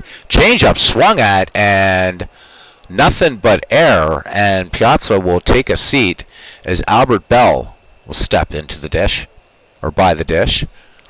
Bell hitting .429 in the young season. 3 runs batted in for him. Martinez has the sign from Gary Carter. Here's the 1-1 delivery. Bell takes this changeup. Bounding ball to third. Boggs quickly up with it to throw across the diamond. Murray has to dig this one out and able to keep it in front of him. So that's E5 on Wade Boggs. And Albert Bell aboard thanks to the error. Bell with 11 steals last season. Barry Larkin now. Larkin, a cold start to the season, just 0 for 5 at the plate. And welcome back to Legend Sports Universe. Legends doing some great stuff. It's Franchise Stars Baseball League, guys. So subscribe, tune in. Great stuff. All done on MLB The Show 22. Players of his own making, leagues, everything. It's absolutely brilliant. All right, Bell at first, 2 down, 1-0 your score. Martinez to deal to Barry Larkin from the set. Here's the 2-2. Larkin cuts on this one. Base hit right field. Murphy and Evans converge. Bell rounding second. He will make it to third. So Barry Larkin picking up a timely base hit. 2 out. And Robin Ventura, decent bat. 31 home runs last year. 0 for 7 though, so Ventura is due. Barry Larkin perched at first. Larkin with excellent speed. 32 steals last season. See if they try to stay out of, see if they can move Larkin into scoring position, maybe get 2 in. Martinez deals to Ventura. The 0-2 delivery now. Fastball, Ventura swings. This is just going to be an inning-ending 4-3 putout. So the Piazzas, strand 2, no runs, 1 hit, no errors. We go to the bottom of the second, and it's the Hendersons 1 and the Piazzas 2. Cal Ripken Jr. will lead it off here. Dale Murphy, and then Gary Carter. Ripken hitting .333. He's 2 for 6 with a double and an RBI.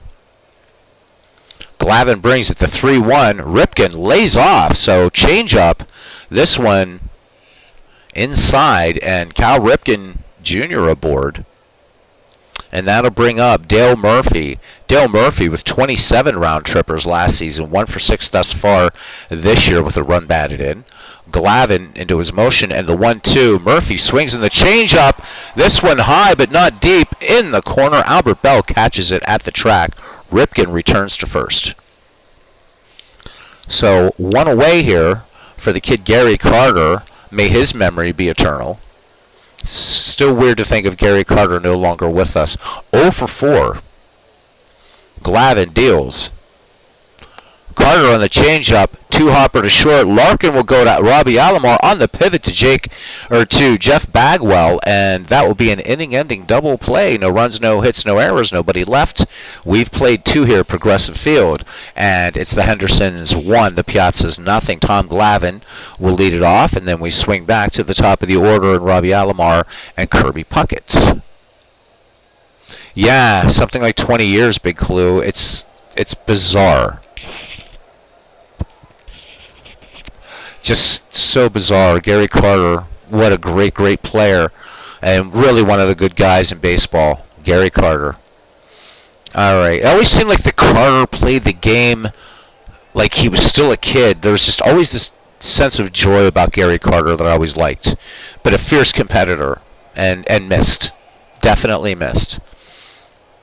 All right, Glavin, 208 average last year with 5 runs batted in, 5 runs scored. First plate appearance. Martinez ready to deal to him now. The wind in the 2-0 pitch. Routine fly ball to center. Eddie Murray coming in, despite it saying great play. Dale Murphy comes in and makes the catch. So 1 up, 1 down, and we're back at the top of the order. Robbie Alomar. Fly to left center. Martinez brings it. The 0-1 pitch to Alomar. Changeup and base hit. This one a screamer into right field. Evans up with the ball, getting it in quickly. So Robbie Alomar aboard, and definitely a threat to steal. Has 1 this season, 40 last season.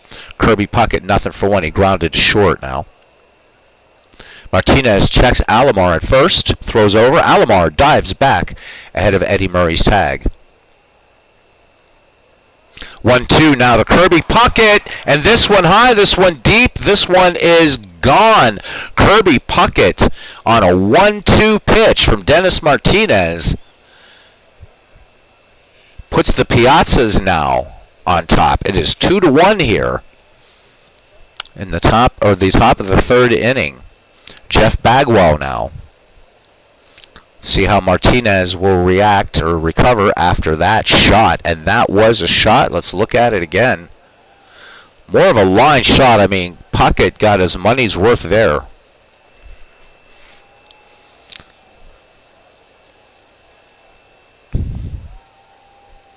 All right, Jeff Bagwell is nothing for 1. Popped to short back in the first.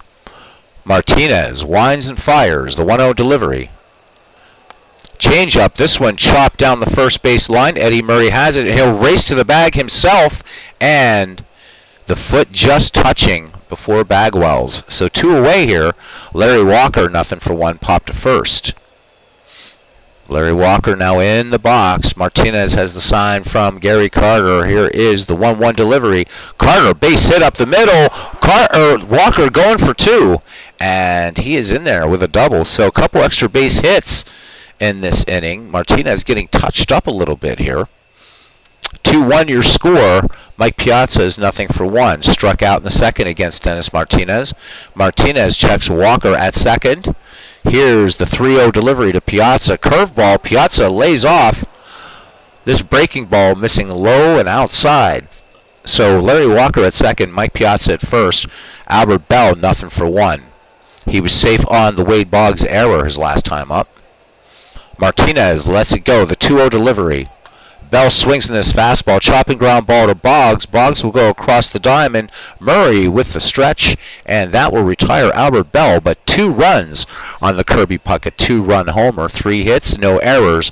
Go to the bottom of the 3rd inning. It's the Piazzas 2, the Hendersons 1. Good tight ball game here. Nathaniel Lentz coming in. Hey, welcome in, Nathaniel, along with Andrew. Absolutely unbelievable about Carter. How about it? Nathaniel says, hello everyone, I'm not getting the notifications to remind me of your videos. He says he has Out of the Park 24 too. Thank you for the recommendations. You're welcome. Have fun. Have fun, have fun, have fun. Out of the Park 24 it's just such a great game. Such a great game. Did a 1934 game the other day on it on the channel, actually. All right, Dennis Martinez, just a 152 hitter, 3 RBI last year, making his first plate appearance. Tom Glavine deals the 0-1. Changeup, fly ball, right field, shallow right field. Larry Walker running in and making the catch. 1 up, 1 down, back at the top of the order now for Tim Raines, who walked back in the first. Infield once again looking for a bunt. Raines would come around to score in this game. Glavine deals to Raines, the 2-1. Raines swinging away, a little chopper to Ventura at third. Ventura pegs it on to Jeff Bagwell after a little double clutch to retire Raines for the second out of the inning. Ryan Sandberg, 1 for 1, and it was his double that scored Raines back in the first, at that time giving the Hendersons an early 1-0 lead. Glavine brings it home, the 1-2. Sandberg cuts in this change ball, high fly ball to Kirby Puckett, who makes the catch for out number 3. So nothing across. We go to the 4th, and it's the 1990s Piazzas 2, the 1980s Hendersons 1, and this second game of an unplanned doubleheader. Shortstop Barry Larkin will lead it off, then Robin Ventura and Tom Glavine. Larkin in the game, single to right center back in the second. Martinez winds and deals to Larkin. They're looking Larkin to bunt, but this one line to center. Dale Murphy back on it, and he will make the catch in center field. 1 up, 1 down. Robin Ventura now 0 for 8 on the season, and he is definitely due. Grounded out his last time up. Ventura had a chance to bust this game wide open. Martinez brings it home, the 0-1. Ventura, long fly ball to right, but not enough forward and too much up as Evans makes the catch in right field. 2 away. And Tom Glavine batting from the left, fly to shallow right last time up. Martinez looking for a 1-2-3 inning. Curveball, Glavine chops to short, plenty of time for Ripken. On to Murray, and the side goes down. 1-2-3, bottom of the 4th inning, and it's still 2-1. Wade Boggs, Dewey Evans, and Eddie Murray, the 3, 4, 5 hitters due up for this 1980s squad. Boggs 0 for 1 in the game, fly to right center. Piazza has flashing the signs. Glavine has one he likes, and the wind in the 2-0 delivery to Boggs. Changeup, this one chopped to second. Alomar up with it onto Bagwell for the 4-3 putout. 1 away here. Right fielder Dwight Evans now flied out back in the first.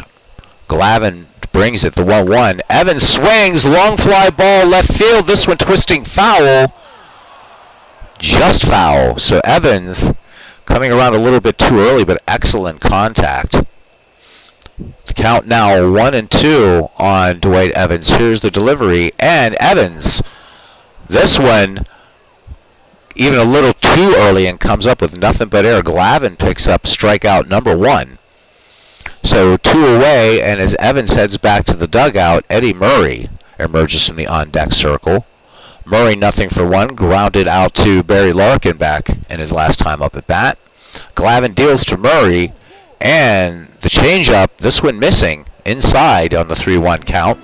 So Murray aboard now for Cal Ripken Jr. Walked in the second. Glavine checks Murray at first. Murray just 7 steals last season. Glavine brings it, the 3-0 delivery, and Glavine missing with this one. That's the 4th walk issued by Tom Glavine, and Dale Murphy now in there.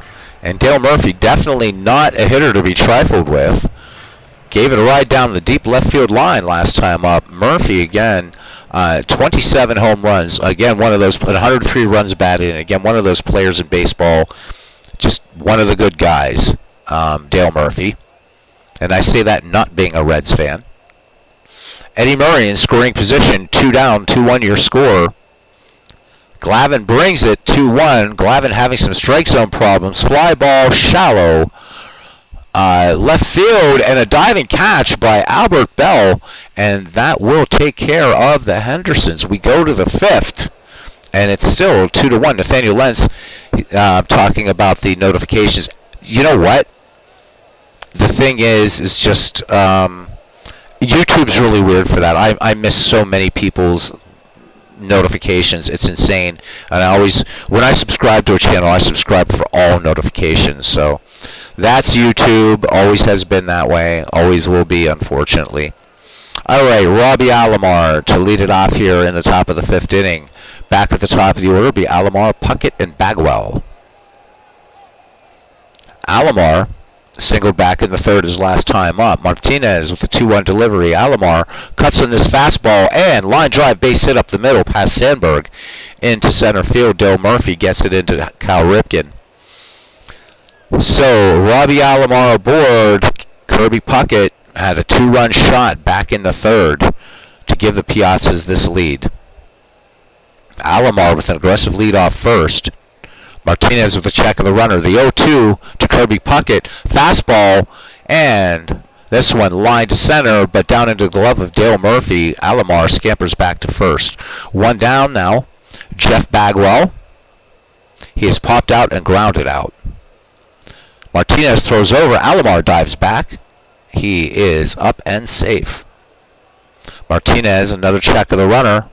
The 0-2 to Bagwell. Bagwell chopper to third. Boggs will go to Sandberg on the pivot to Eddie Murray for the inning-ending double play. Pitcher's best friend. We go to the bottom of the fifth inning. Still 2-1. As Nathaniel and Rolls-Royce Gamer talking. Oh yeah, happy belated. I wasn't on yesterday, so happy belated Canada Day.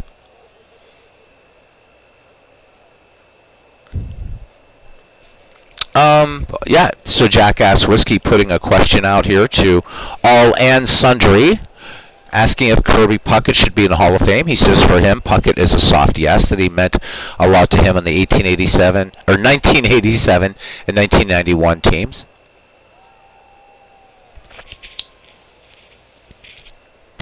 I'd say yes.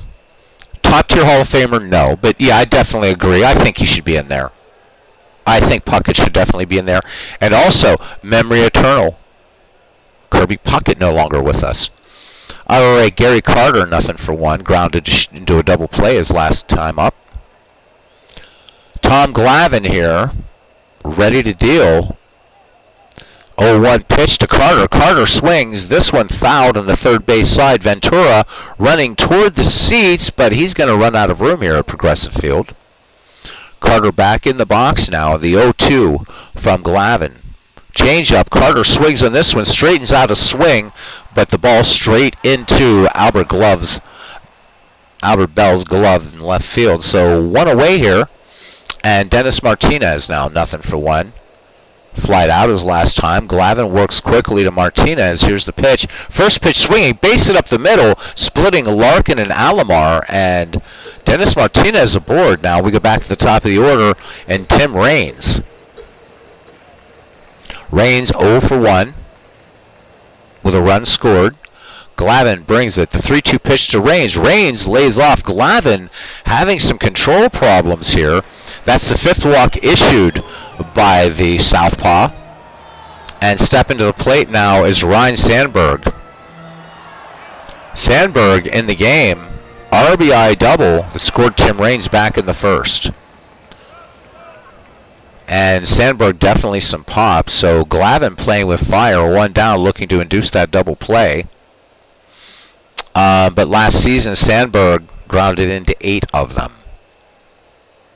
Piazza out to have a quick word with Tom Glavine, back behind the dish. Glavine from the set and the 1-0. Sandberg swings, chopper to short, and the only play for Larkin is going to be to first to retire Sandberg. So moving up on the play, Martinez at third now. Raines at second, 2 down for Wade Boggs. Boggs nothing for 2. Boggs would like to jack one out of here, or at least get an extra base hit to make this crowd forget about that error. Glavin from the stretch to Boggs. Change up, and this one laced to right field, and Boggs does it. A 2 RBI double. And the Hendersons back in the lead now. It is 3-2. So they will forget about that error. And here comes Dewey Evans. Struck out back in the 4th. 3-2 your score. Potential 4th run in scoring position of Wade Boggs. Glavin deals the 3-2 pitch to Evans. Evans lays off. And that is number 6 for Tom Glavin in this game. First baseman Eddie Murray now. Murray has grounded out and walks. Boggs at second, Evans at first. Glavin with the 1-2. Murray on the changeup, lined right to Barry Larkin, and that will end the inning. However, 2 runs on 2 hits, no errors. So Boggs coming through, and we've played 5, and it's the Hendersons 3, the Piazzas 2. And this modern baseball on a channel known for dead ball. A lot of fun. All right, Larry Walker, Mike Piazza, and Albert Bell, the number 4, 5, and 6 hitters due up for the Piazza squad. Larry Walker's 1 for 2, doubled back in the 3rd. Let's look at the pitching line now for Dennis Martinez through 5 innings pitched, 5 hits, 2 earned runs, a walk and a strikeout. The 3-2 to Larry Walker now. Fastball, this one routine to center field, and Dale Murphy trots over and taps the glove and brings the pill. So 1 up, 1 down as Mike Piazza now steps in. He is 0 for 1 with a walk. Martinez lets it go. The 1-1 pitch. This one sent foul into the right field seats. Count 1-2 on Piazza. Piazza swings. This one high and deep, but at the track, Darrell Evans makes the catch. So if Ken Castro's around here, I learned a little bit of something that Action PC Baseball does. I did not know it did this because I don't do season replays. So Cousin Ken, listen up for this. This is so cool. I don't know of any other baseball game that does this. And this is awesome, an Action PC. What the game does, if you're doing a season replay, remember how we were always talking about playing with 19th century players, but playing in the 1880s, with where the balls and strike counts, everything was different. If you're playing in one of those seasons, but you have to play the games pitch by pitch, it actually does adjust to those rules. How cool is that? I didn't know that until yesterday. Just learned that about Action PC Baseball. So if we would decide at some point to do an 1884 Providence Grays replay, for instance, it will accurately reflect that. Even though it will show ball 4, the play will continue. Yeah, how about that? So there's another mark that puts it 1 notch again. Now, is my favorite baseball sim, with Out of the Park being second. But yeah, it will adjust, but you have to do it pitch by pitch. If you do it bat mode, it won't do that. So something for us to think about, because I do want to do something 19th century, 1880s. So very cool stuff. Did not know it did that.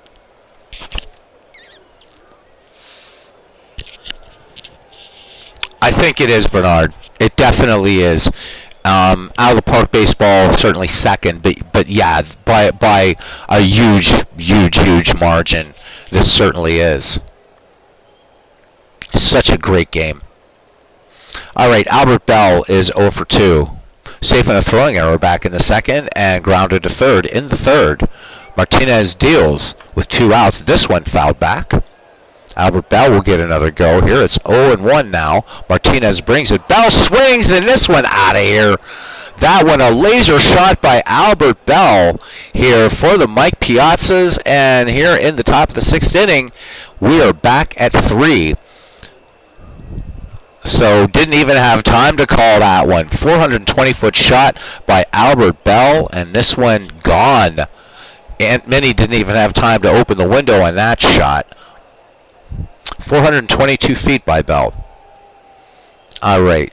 We'll just call it an exit velocity of 120 miles an hour since there's no StatCast in here.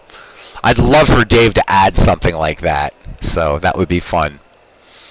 All right. Barry Larkin now 1 for 2. Fly to right back in the 4th. Martinez deals the 1-2. Larkin swings. This one will stay in the park. Murphy camping under it and makes the catch to end the inning. 1 run. The big slam. I shouldn't call it slam. Let's call it the big knock by Albert Bell. 1 hit, no errors. We go to the bottom of the 6th inning. We're knotted at 3.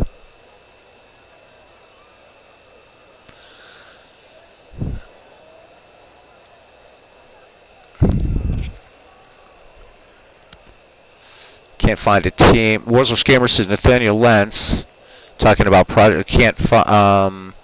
Wonder if there'll be a season where I can't find a team to play and thus we go ahead and just play random games. Not sure if I'll run into that. Cal Ripken Jr. leads it off here. Bottom of the 6th inning now for Ripken. He has walked twice. Glavin, let's look at his pitching line now. Through 5 innings of work, 3 hits, 6 walks, only 1 strikeout for Glavin. Glavin deals now. Ripken on the first pitch. This changeup popped behind the plate. Piazza tosses aside the mask and lets the ball gently land into his glove. 1 up, 1 down. As Dale Murphy now with an 0 for 2, slide out twice. Glavin peers in, has the sign from Piazza. Here's the 1-2 delivery. And this one, base hit for Dale Murphy up the middle. Kirby Puckett has it. Robbie Alomar trying gamely for that one, but this one getting under the webbing. And Murphy aboard with a base hit. So that's number 6, or number 4 for the Hendersons.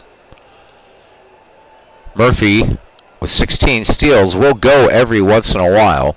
Gary Carter with an 0 for 2, fly to left center his last time up. Glavin brings the 2-0 delivery. Change up, this one, base hit, left field.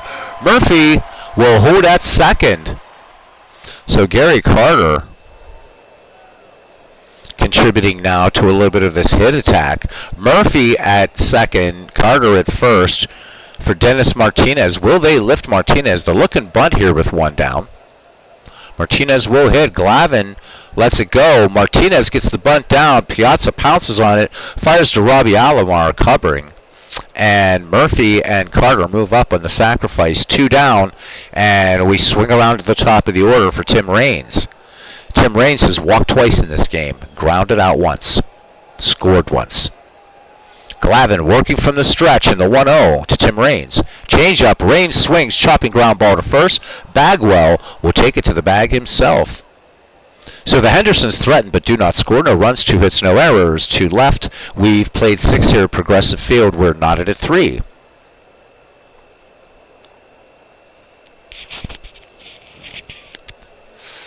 You have every season up to the present. Are you guys talking about out of the park baseball? Yeah, out of the park baseball. You've got everything. Right off the rip. The only thing missing from this year's edition is they screwed up Nippon League, the Italian the Professional Baseball League, the Dutch Baseball League not in there, but no big loss for me, man. Got all the minor leagues, all the major leagues, Negro leagues, and the alternate major leagues and out of the park baseball. So,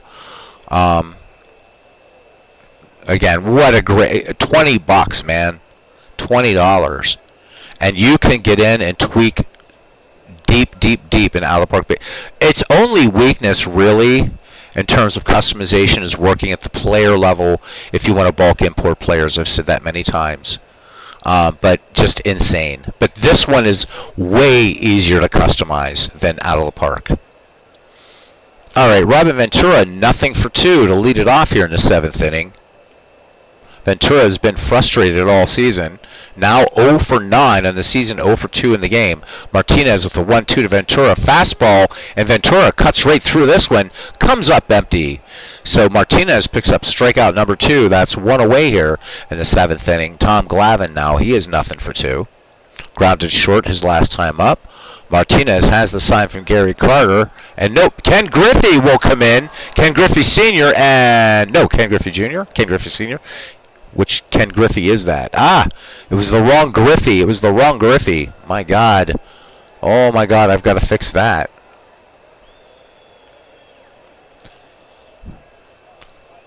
So... Let me see.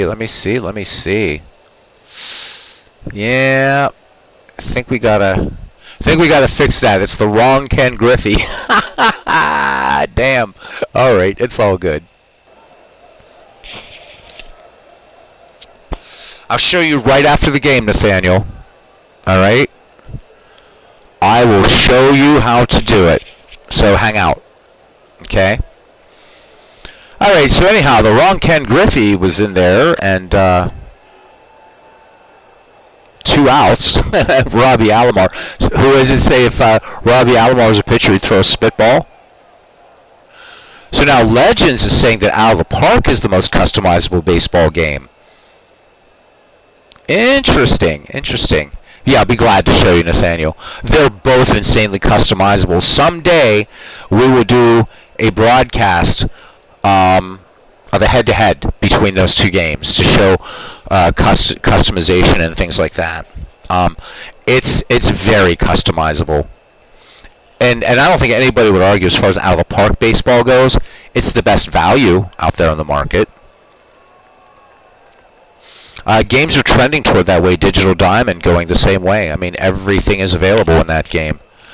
But anyhow, you play what you love, and I love both those games. And much to the chagrin of many in this community, I also love baseball for Windows and Diamond Mind. All right, Martinez deals now with 2 down. Alomar, the 0-1. Alomar chops this to third. Boggs with a long throw across the diamond. This will be close, and they will not get Alomar the ball. Eddie Murray not able to handle that one, and that's going to be a throwing error on Boggs. So that's the second error of the game for him.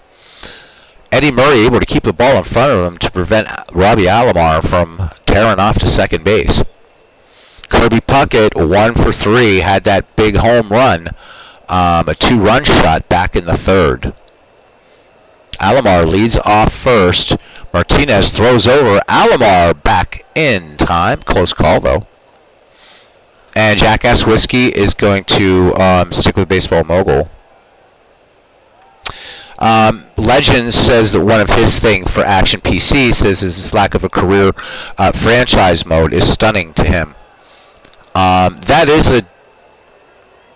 is something, and so yeah.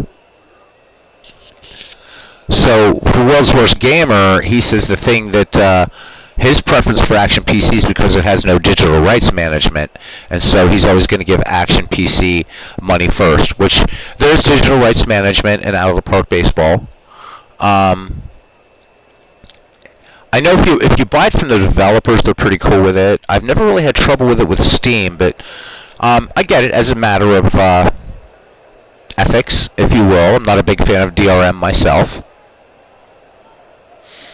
The one that's the two that are really bad though, Strat is awful for that, and PC Replay also some serious DRM there. All right. Anyhow, Alomar at first, Martinez with the 1-2, and chop to Boggs. Boggs will go to Sandberg to retire Alomar and the side. 3-3 your score here. 7th inning stretch time at Progressive Field.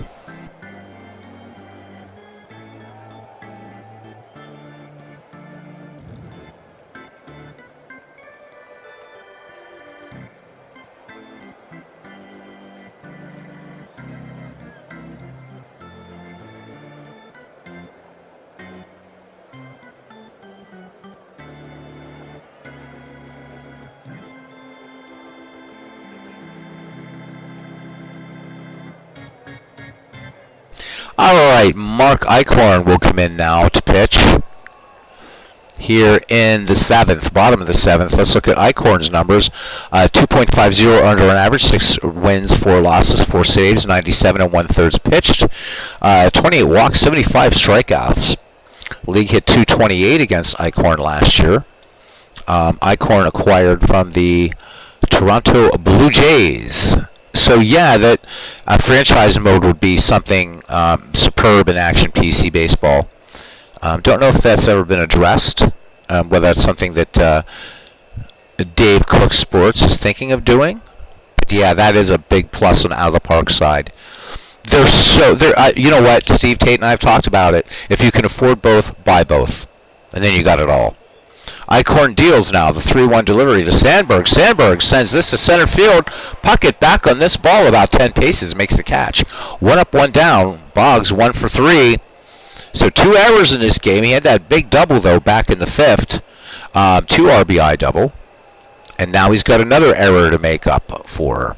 3-3 score, bottom of the 7th inning here at Progressive Field, as Eichhorn brings the 1-0 delivery to Boggs. Boggs liner right to a stabbed out of the air stop by Barry Larkin. So 2 away here. Larkin showing why he's a Hall of Famer. Dewey Evans is nothing for 2, walked in the 5th. Eichhorn deals the 0-1 curveball, and Evans sends this to center field. Puckett back and to his right will make the catch for the 3rd out of the inning. They go in order, and we've played 7, and we are knotted at 3. Dennis Martinez to face the number 3, 4, 5 hitters for these 1990s Piazzas. Bagwell, Walker, and Piazza himself. Jeff Bagwell in this game is 0 for 3. Grounded into a double play his last time up. Martinez comes home with it, the 0-2. Bagwell missing on this curveball. So 1 out. Martinez picks up strikeout number 3. Larry Walker now. Also 1 for 3. The lefty waits for the Martinez delivery. Carter with the sign. Martinez with the 0-1. And chopping ground ball to Boggs at 3rd. Boggs making the sure throw on to Eddie Murray for the 5-3 putout. 2 away here in the top of the 8th. And Mike Piazza now 0 for 2. Martinez with the 3-1. Piazza cuts on this fastball. No, he does not. Held up, actually, and draws the walk. So Martinez issuing his 2nd free pass of the game here in the 8th. Runner on, Albert Bell last time. Big solo shot to tie this one up. Martinez sets and fires to Albert Bell. Here's the 1-2 fastball. And this will stay in the park as Dale Murphy camps under this routine. Fly out to center for out number 3.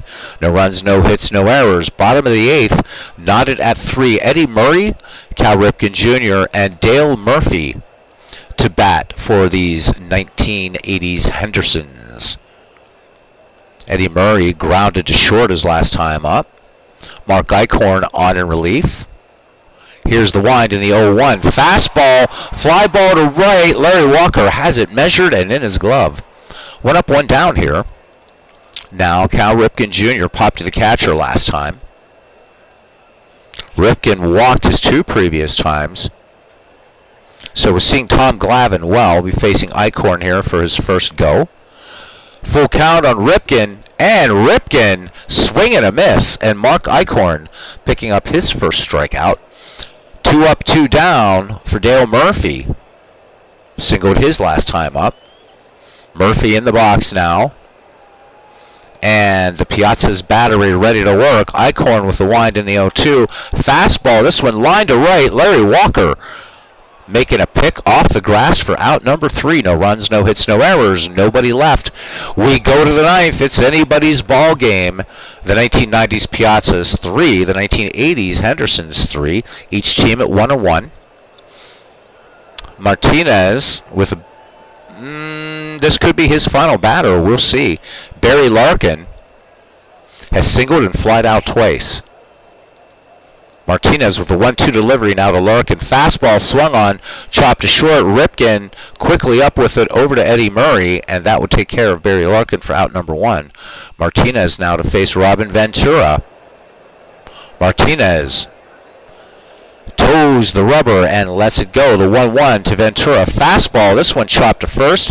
Eddie Murray steps on the bag himself. So 2 up, 2 down. Martinez is tired. We'll see if Martinez will get...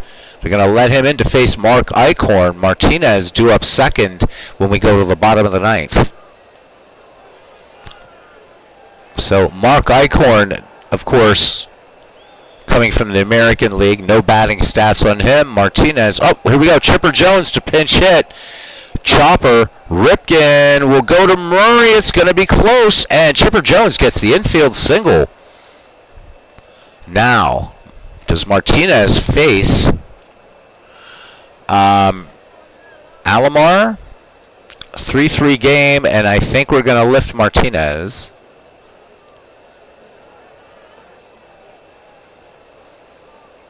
Should let the chat call this one.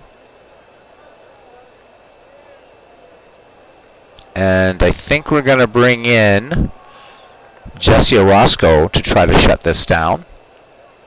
So Martinez day is done. Jesse Orozco, 7 wins, 7 losses, 16 saves, a 2.54 earned run average, 88 2/3 innings pitched. Walked 34, struck out 78. Orozco now will fire it in. The 1-1 pitch to Robbie Alomar. Curveball, chopped to Sandberg. Sandberg will go to Murray. Side retired. And Jeff Montgomery now comes on to pitch for the Mike Piazzas. And it's going to be Gary Carter, a pinch hitter for Jesse Orozco, and then back at the top of the order in Tim Raines.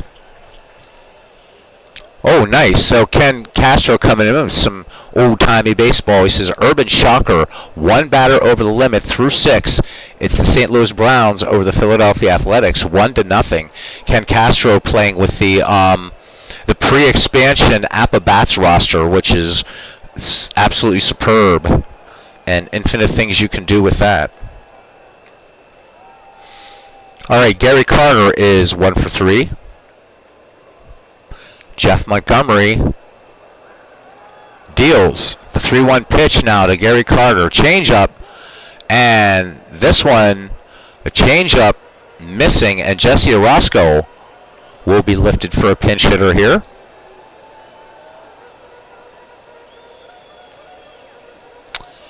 And George Brett will come in. So Brett's numbers last season, a .332 average for him.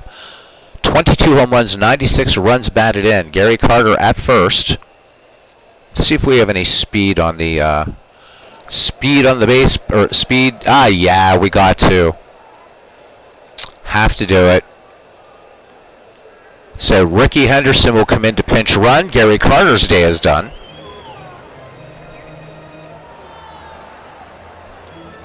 So here we go. Montgomery sets and deals. And there goes Henderson to throw down. And Ricky Henderson comes off the bench and picks up the stolen base. So the winning run now in scoring position. George Brett back in the box in the 0-1. Curveball. And Jeff Montgomery misses. Ricky Henderson. Oh, no, that one a wild pitch. So Henderson moves to third. The winning run just 90 feet away, and here's Tim Raines. Infield in, trying to cut off that run. Nobody out. Jeff Montgomery from the stretch. The 0-2 pitch to Tim Raines. Raines swings. This one grounded to first. Alomar will go to Bagwell. And Henderson will not advance on the play. So 2 in scoring position, 1 down. And here is Ryan Sandberg. RBI double, scoring Raines way back in the first. All right, they're looking. Infield still in on this one. Montgomery brings it. Piazza out to have a word with him. And here's the 1-0 to Ryan Sandberg. Changeup on the way. Sandberg swings. Little dribbler to short over to Bagwell. And Sandberg is retired. So the Hendersons, it's down to Wade Boggs, who's 1 for 4. And we'll put this on the chat. So, quick question. Do you guys let Boggsy bat, or do we bring in somebody else? Who do we got in the bench here?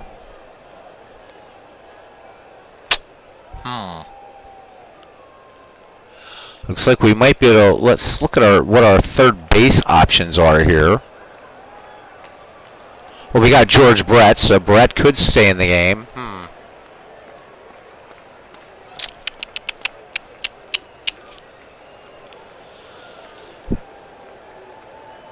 And we got a possible double switch. I think we're just going to let Boggs hit. All right, see if he can redeem himself here. Jeff Montgomery from the stretch in the 3-0 delivery to Wade Boggs. Wade Boggs lays off this fastball. The bases are loaded. Rob Nen will now come on to pitch. And he will face Dwight Evans. Dwight Evans 0 for 4, or 0 for 3. We're going to lift Evans. Well, yeah. Let's bring in the Hawk, Andre Dawson.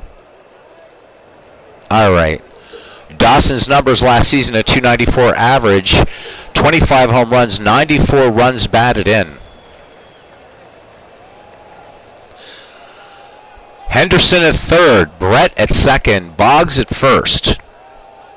And Rob Nen, a .264 earned on average, 5 wins, 5 losses, 37 saves for Nen. 24 walks, 87 strikeouts. Just going by the numbers here, and Dawson was looking the best off the bench here. World's Worst Gamer again, using that the pitcher-batter analysis. 5% chance better for a hit. So we'll see. Rob Nen deals the 0-2 delivery to Dawson. Dawson sends this to shallow center pocket, rushing in, and the Hendersons leave them loaded, and we have extra innings. Whew. All right. Let's go and let's get us a pitcher. All right. And, oh my God. All right. What do we got here?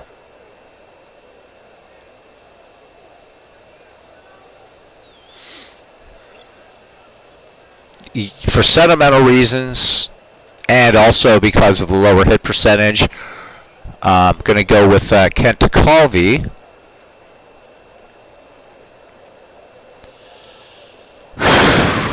What do I want to do here? Yep, there we go. We're going to fix that, and then in right field, Dave Winfield. There we go.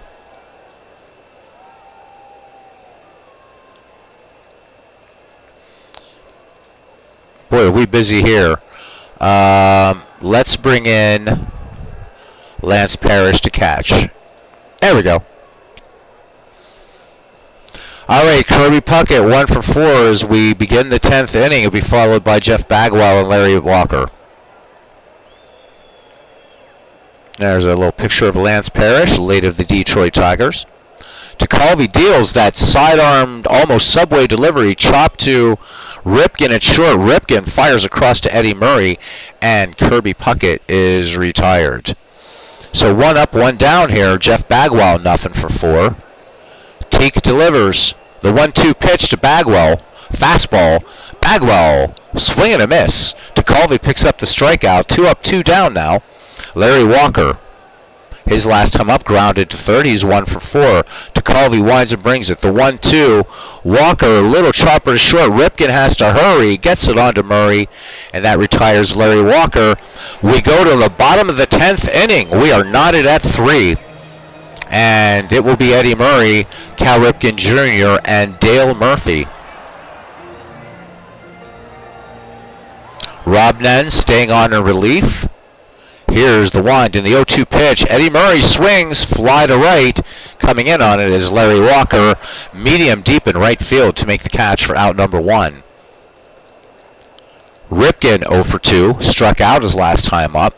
Rob Nen winds and fires the 2-1 to Ripken, chopping ground ball to third. Ventura across the diamond to Bagwell to retire Cal Ripken for out number 2. Can Dale Murphy do something here in the bottom of the 10th to walk it off? He has lined out and flied out 2 times each. Nen deals the 2-1. Murphy turns on this one too soon. Fouled into the seats on the left-hand side. Count even on him, 2-2. Nen brings it. Fastball. Chopping ground ball to short. Barry Larkin fires on to Bagwell. Close play, and they get Murphy by a step. And we go to the 11th now. Calvi will face Mike Piazza, Albert Bell, and Barry Larkin. Piazza nothing for 2. Teak with a 2-1 now. Fastball. Piazza swings. Chopping ground ball to second. Murray will get the easy underhand toss to Ryan Sandberg for out number 1. Albert Bell 1 for 4. Big home run in this game. Full count. Line to center. Tim Raines gloves that one for out number 2. Barry Larkin now. Calvi working effectively. Calvi good for just this inning though. Deals the 1-0. Larkin swings, chopping ground ball to second. Sandberg to Murray, and that will retire the side. We go to the 11th. They get out 1-2-3. And Dave Winfield will be making his first plate appearance, leading off here against Rob Nen. Be followed by a pinch hitter for Kent Calvi, and then Tim Raines. So Winfield's numbers last season, a .313 average, 32 home runs, 106 runs batted in. Henderson's looking for Dave Winfield to crank one out of here and end it. Rob Nen has the sign from Mike Piazza. He winds in the 1-1 pitch, fastball, and this one is going nowhere except into Ventura's glove and the throw on to Jeff Bagwell. So Winfield out on the 5-3 putout. Kent Calvi, his day is done. Done. And Don Mattingly now. Mattingly, a .319 average last year.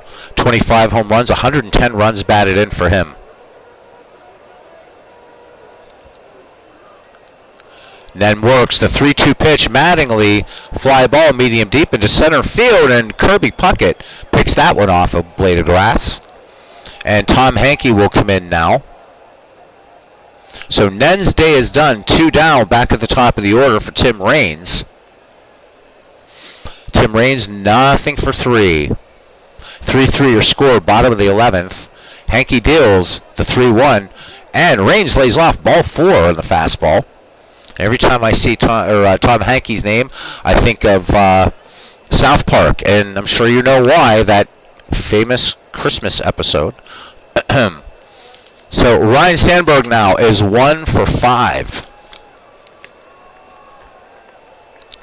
Sandberg acquired from the Chicago Cubs. Tim Raines with superb speed out there, 2 away. Hankey throws over, Raines dives back, and he is safe ahead of Bagwell's sweep tag. Hankey Pearson has the sign from Piazza. The 3-0, Sandberg lays off ball 4. He was taken all the way, so 2 on, 2 out for Wade Boggs.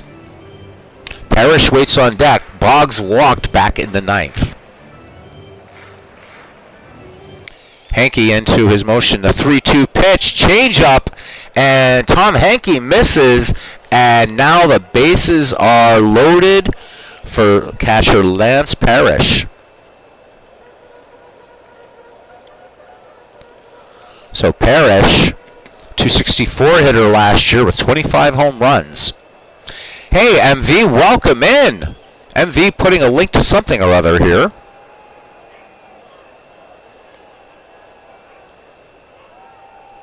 Is that for the, I'll still show him. I'm not sure if you're doing that for the ballpark thing, but I will definitely do that. But yeah, Nathaniel, definitely subscribe to the MV channel.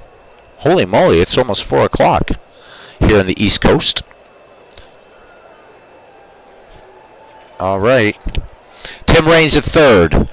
Ryan Sandberg at second. Wade Boggs at first. We're in game 2 of an unexpected doubleheader. 3-3 your score, bottom of the 11th. Tom Hankey nowhere to put Lance Parrish from the set or the stretch in the 0-1. This one popped on the left-hand side. Ventura running toward the seats. This one out of play. 0-2, bases loaded, bottom of the 11th. Hankey from the stretch. The 0-2, Parrish swings. Chopper deep to third. Ventura bobbles the ball and due to the E5, the Hendersons defeat the Piazzas 4-3 in the bottom of the 11th.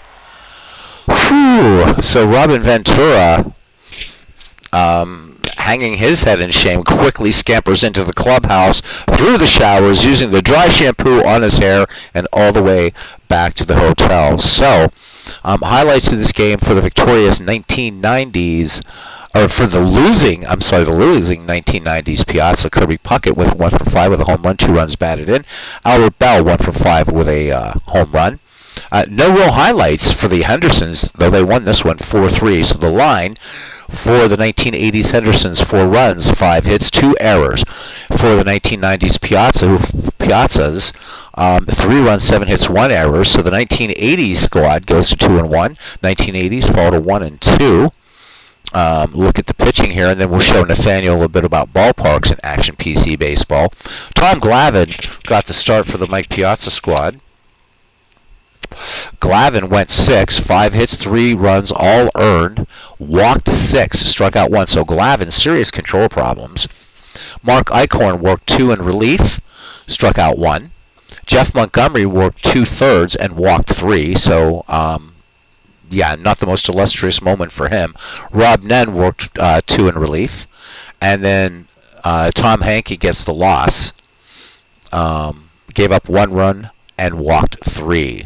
For the Hendersons, Dennis Martinez went 8 2/3, 7 hits, 3 runs, all earned, gave up 2 home runs, walked 2, struck out 3. Jesse Roscoe worked 1/3 of an inning in relief. Kent Tecalvi gets the win, worked 2 in relief, and Teak struck out 1.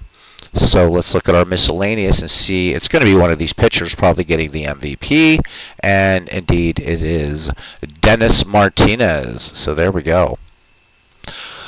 Whew.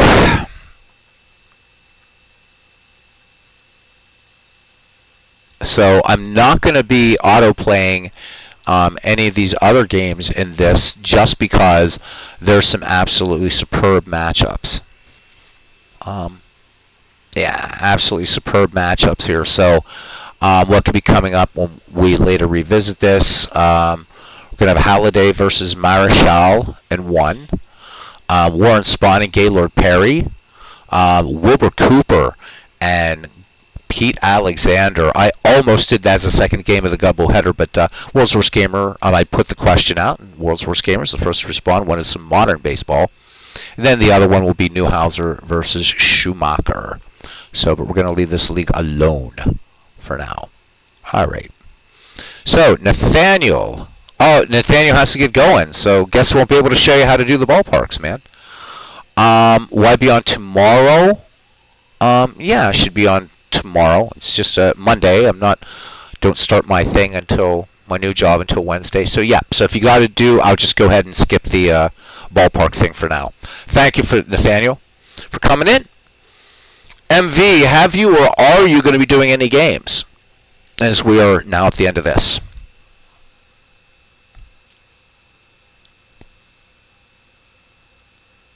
Yep, definitely give it a skip. No worries.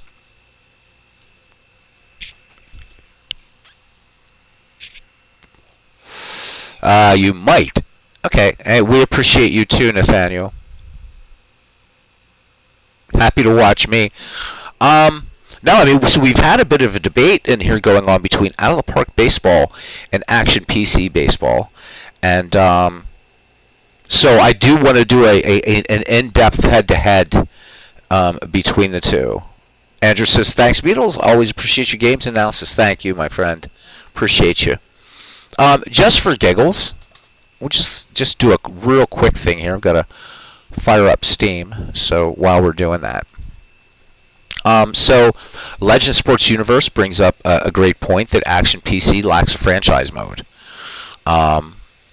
which is big. So I know that a lot of people that play both games, if we're talking about season replays now, a lot of people that I talk to that play both, that do season replays, like this, prefer this for single season replays, Action PC, and they prefer Out of the Park Baseball for career mode, and for obvious reasons. World's Worst Gamer feels that the DRM out of the park. That's why he prefers Action PC Baseball. There is no DRM, so Dave trusting us all to not pirate his game. And Steam Summer Sale here. Steam Summer Sale. Steam Summer Sale. There it is. All kinds of amazing things. Don't get this, man. I almost picked up. I have the first Blood Bowls, but I've heard this one is kind of crap, although it's getting better. Anyhow, boy, don't get me started on the old Steam Summer Sale. Let's go to the library, and we're going to bring up Out of the Park. Baseball, hopefully. Da, da, da, da, da. You guys want to get something really cool, by the way. These Monsters Den games are really fun. And Aranorth Chronicles, don't know if they're on sale. They're inexpensive. This is a great game, Aranorth Chronicles.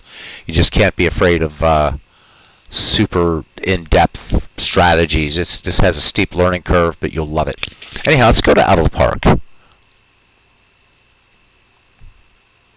we'll leave Action PC up for a minute. And let's talk about these two for a minute. MV says he got back into Out of the Park this season. Enjoyed it again. I should hope so. Great game. Technically, you do franchise mode with action replay with major trades on, then go the next season. Yeah, Out of the Park, though, just is. It really is for franchise. Now, again, that is with the caveat that you do season replays, which I don't. And by the way, why 1734 started off. All right, I think we're back. Oh my God. All right, yeah, I have so much going on here, so don't know if you guys can. Just let me know if you can still hear me. So I know you're going to get some sort of weird whatever. So we'll open this. Yeah. I was working on some music earlier, and should have probably restarted everything. And a lot of system RAM in this, but the stuff that I was doing with with this virtual studio technology really plays havoc on memory, big time. Okay, so we'll see how much we can talk about just briefly about customizability between these two games. So yeah. So Bernard Strom says he prefers season replays. You get more of a feeling for the teams than one-off games. The only one-off games I really play right now are still Steve Tate's 5 years franchise files, just because I don't know what to do with them yet. I just want to have fun with them.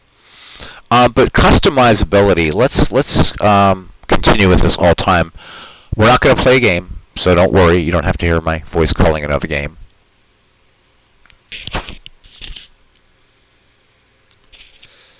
And what you can do. So graphics, obviously, and some may differ. Again, this game is just but aesthetics don't mean everything. Obviously, I think Out of the Park is a beautiful game, really beautiful game. Once you download the Stadium and Uniform mod, whether you're doing a season replay, a World Series, what have you, it's in there. But how deep can you customize? As deep as Action PC Baseball. The difference is bulk import of players. If you're doing just single player import, it's pretty much the same as Action PC Baseball. It really is.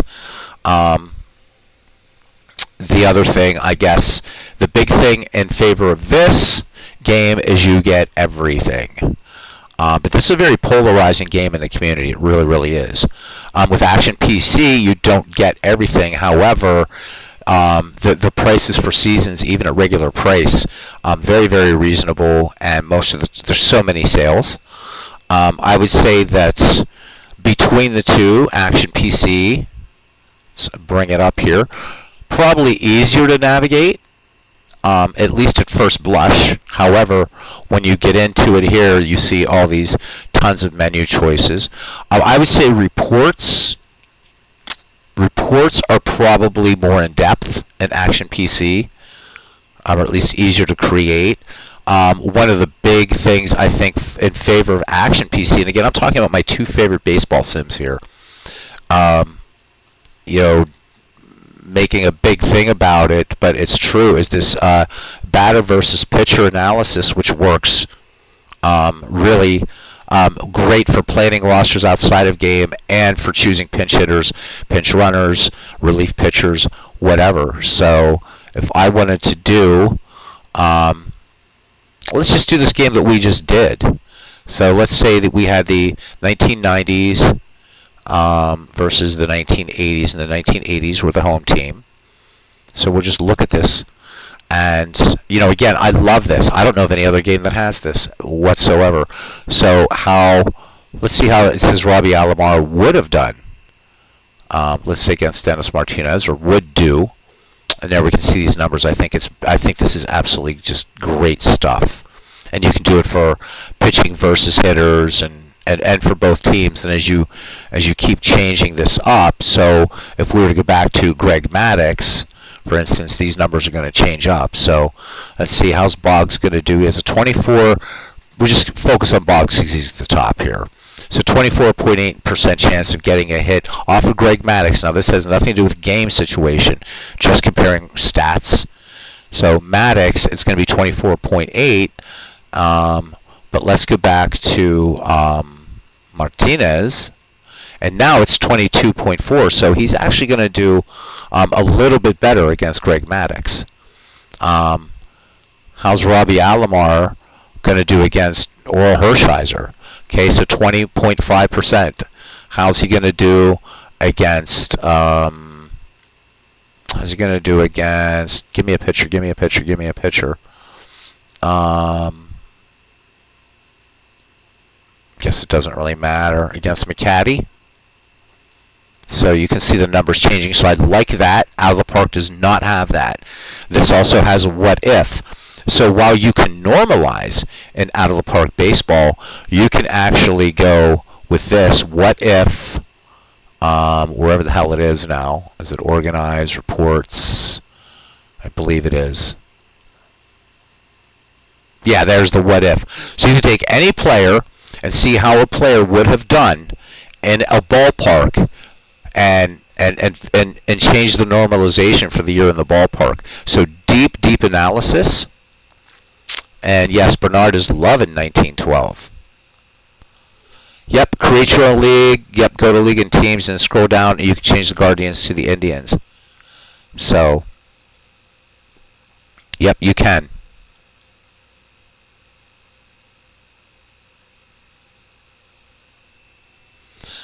Yep.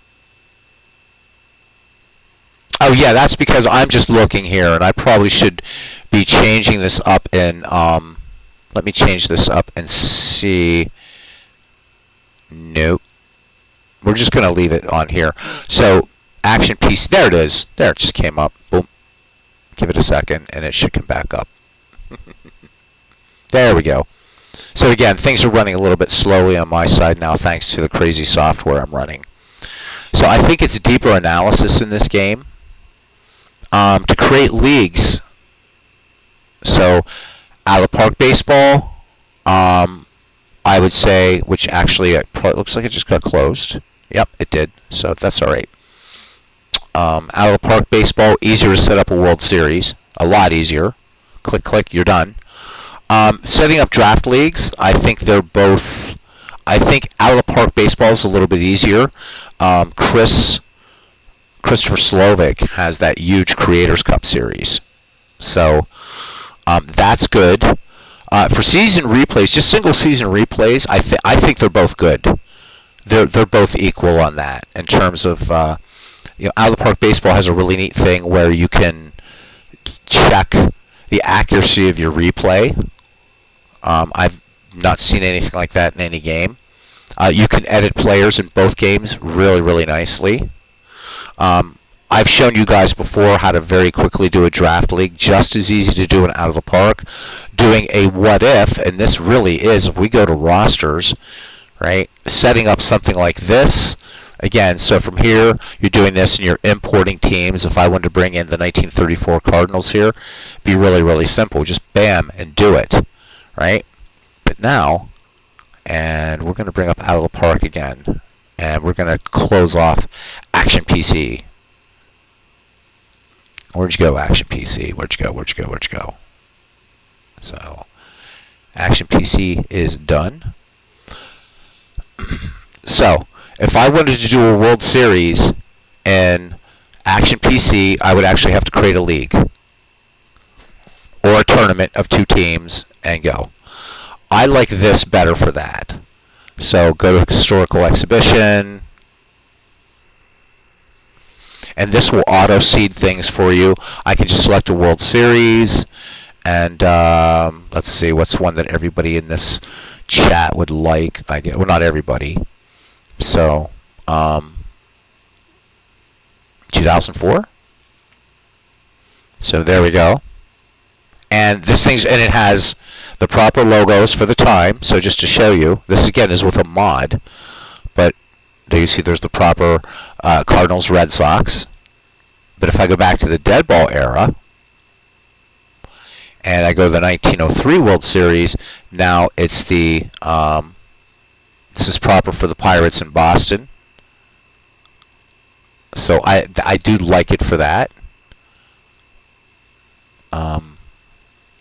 For setting up tournaments, like Chris did, you can go up to 70 teams. And holy crap, could you have fun with this?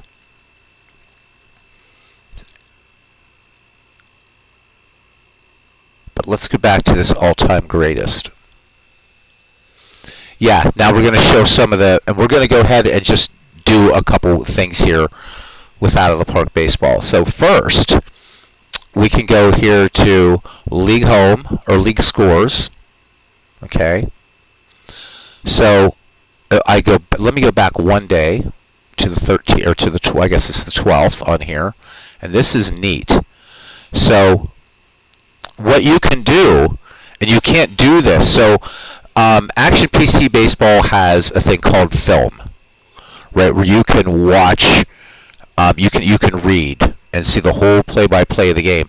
This one's cool. I can select any one of these games, and I can just look at a highlight reel. I can check the box score. I can read the game log, or I can actually watch a replay of the entire game. And let's say I was doing more of Out of the Park Baseball on the channel. I could just go ahead, click replay. I already know who's going to win it, but I could just sit back, call the game. Really super nice feature that Out of the Park Baseball allows you to do is actually watch the game, which is nice. You can edit recaps. There are no recaps in Action PC Baseball. I think this is a real nice touch. So that's really good.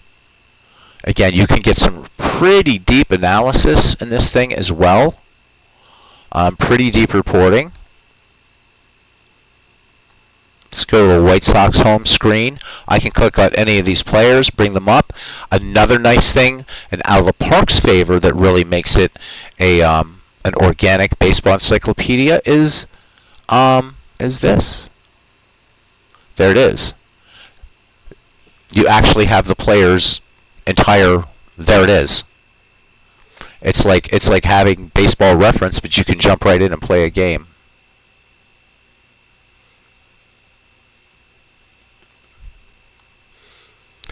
Yeah, I guess I should say that you're watching. When I think about watching a replay, I'm thinking of it in terms of you're actually the way this game plays, because it doesn't use a chalkboard.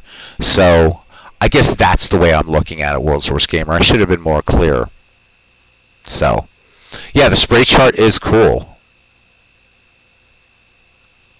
The spray chart is cool. MV says I love Dead Ball now too. Nice. I'm so glad. So that's what I meant. Highlight reels. You can do it.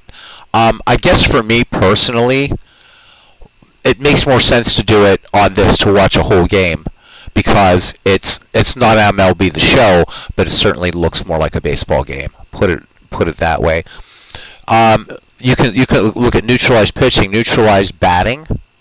Again, not that far in the season to really look at anything like that. Of course, you see the players' ratings. Nice and graphical here. Again, we have numbers in Action PC, which is good. But I kind of like all of these. Go to an editor. If there's things that you don't agree with, change them. Just change them. You can even create players just as you can in Action PC. The two games are so close to one another. They really are. So let me see. Let's finish today. And MV's talking about the spray charts. So we'll do this. And let's play a game versus the Red Sox. We're not going to do the whole game. Not going to do the whole game. Red Sox, White Sox. Boy, this would be a good one. Famous last words, he said. Yeah, the neutralized stats feature is very, very, very cool in this. Do we want to use a DH? Yeah, why not? You can change up ballparks even from here. So again, there's so many similarities between these two. So let's have fun for a couple innings and talk about some of the things in these games.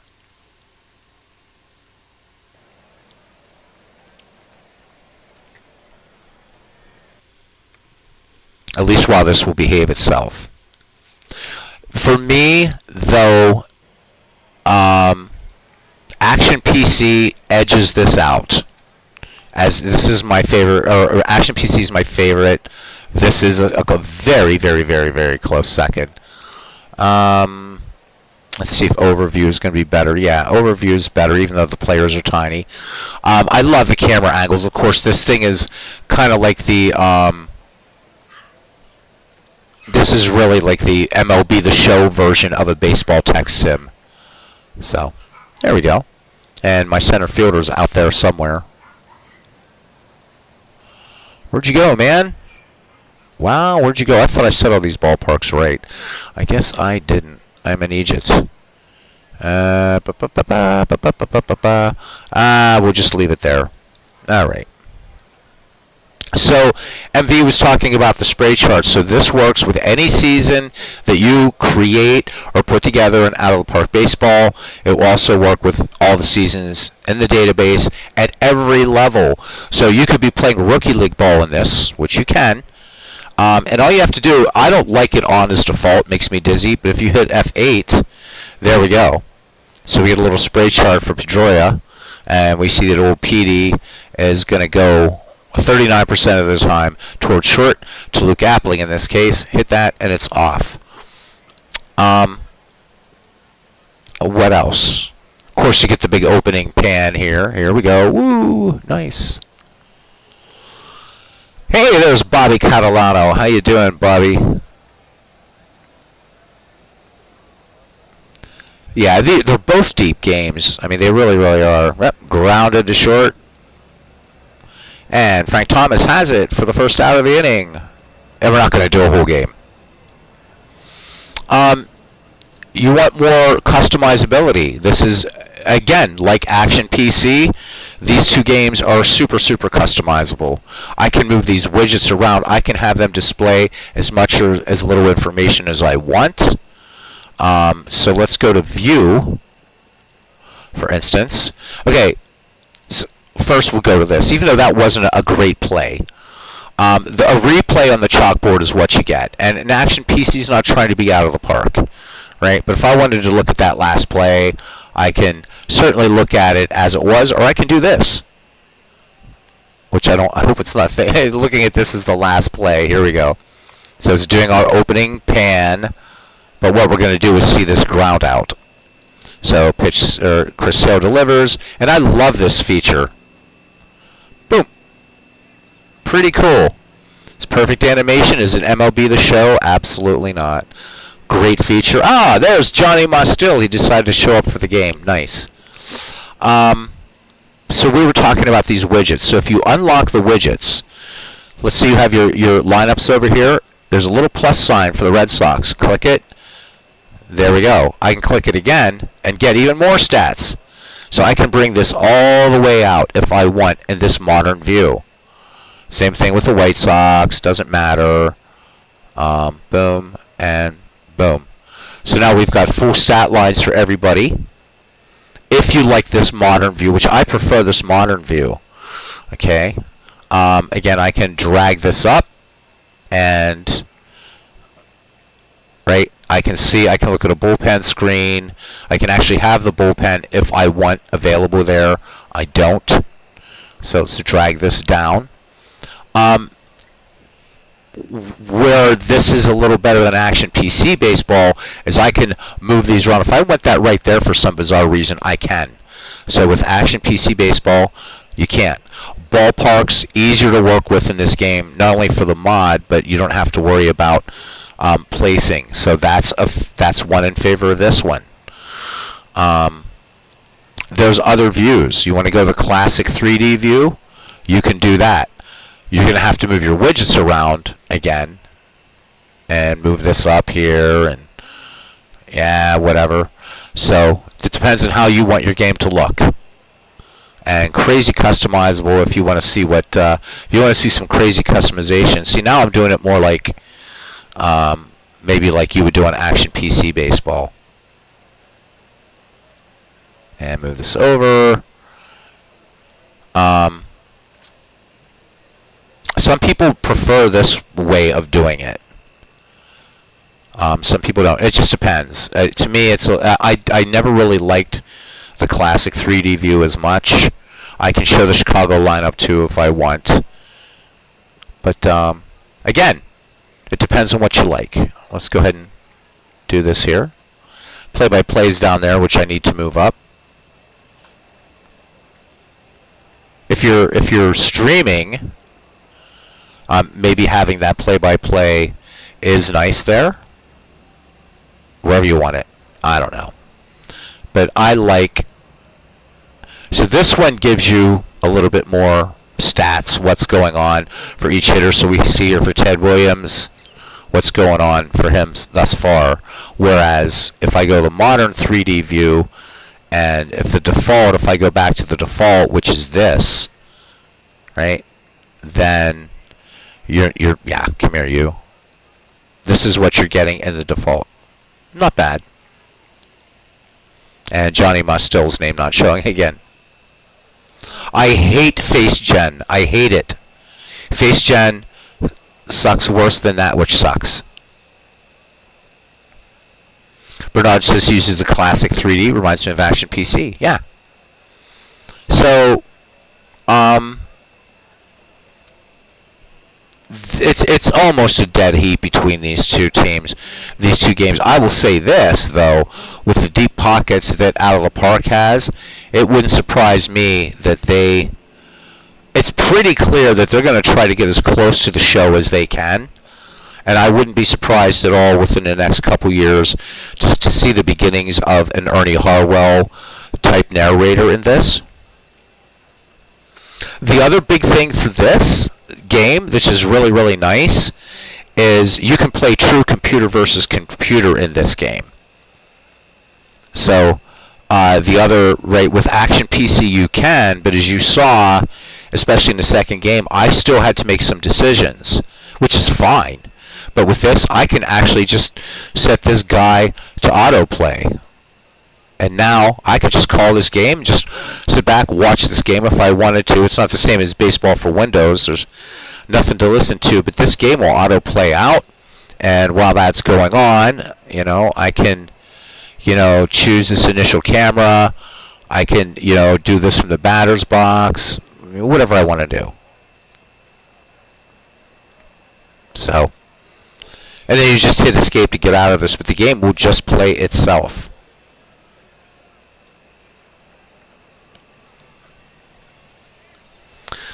The animations have really come in out of the park 23. Yeah, it's really, really gotten a lot nicer with that. So I haven't tried to do a game like letting it run like this and calling it. I think it would be a lot like doing one on MLB The Show the way Legends does it. So maybe to practice for MLB The Show, I should try a couple of these. But I'm going to wait till his franchise sports baseball league is over before I actually call a game on MLB The Show. By the way, MV. Oh yeah, but you know what? Back in Out of the Park 14, those ponds were cool though. It was like, this is the shite here, man. Because before that, it was almost, well, a lot like looking at a very pretty version of Diamond Mine baseball. Not to knock Diamond Mine, which deserves love as well. But what we will do a more in-depth comparison of these two games at some point, as they're both favored. I think in the community, probably Action PC is a little bit more favored.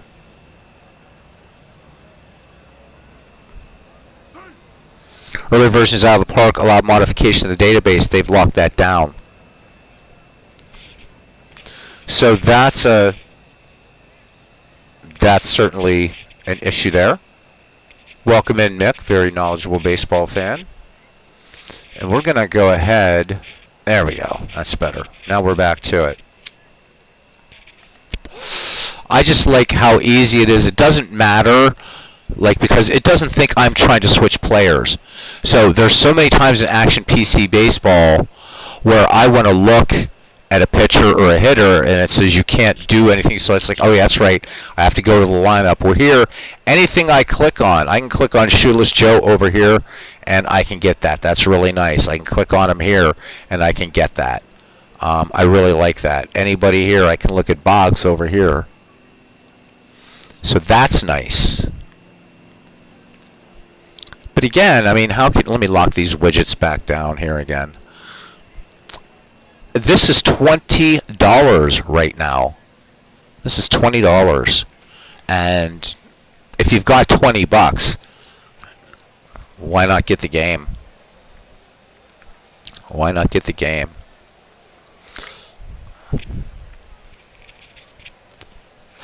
So, Mick, I will say this about the database. There's more than one database in here, that while you can't modify it,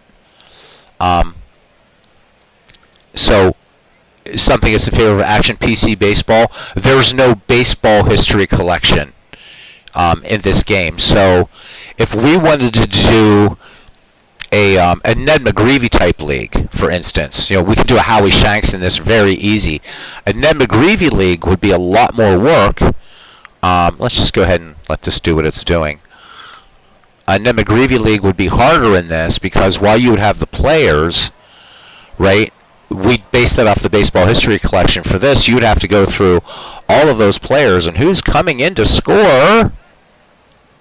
Luke Appling is safe, so the White Sox with a 1-0 lead. This would be really hard. You would have to go into Baseball Reference and say, okay, yeah, this is Keeler's best season, this is King Kelly's best season, this is Wagner's, Chicky Stahl's best season. So you would have to do a lot more work to do a Ned McGreevy league in out of the park baseball. So point goes to Action PC Baseball. So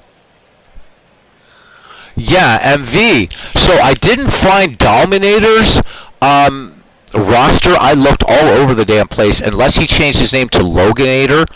But I found a really, really nice all-time roster MLB The Show, and I wonder if it might be the same guy or somebody borrowed from somebody else. But a lot of a good balance of new and old players and Negro Leaguers. So I'm wondering if I tried, man. I tried. But I found one that's comparable to the one that you're playing. And so, despite Dan Plesac, I think I'm going to be playing MLB The Show 20 for a while instead of 22. And I'm not installing 23 or 19. I have 21 installed, but I'm probably going to uninstall 21. So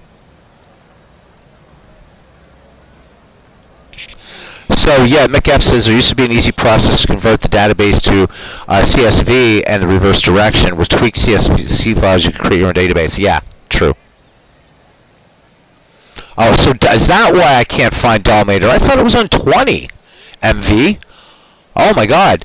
I'm looking all over the place. I'm like, forget it. I'm going to start over. And I was weighing up a couple different historical rosters on MLB The Show 20 and found one that's brilliant. I'll have to get the name for you. So Dominator's on MLB 21. No wonder I couldn't find it. Polish your lending glasses, my son. Well, you fancy a bit of polishing of me specs, do you know? Well, thanks. I don't know why I kept saying. It's like, where is it? And I thought you were in MLB The Show 20 because you're the guy that got me to buy it. Let's Let's just have some action going on here so people can watch something while it's going. Is it going weird on me? Am I going to lose the stream here? Let's do this from batter's box. Kind of looks cool.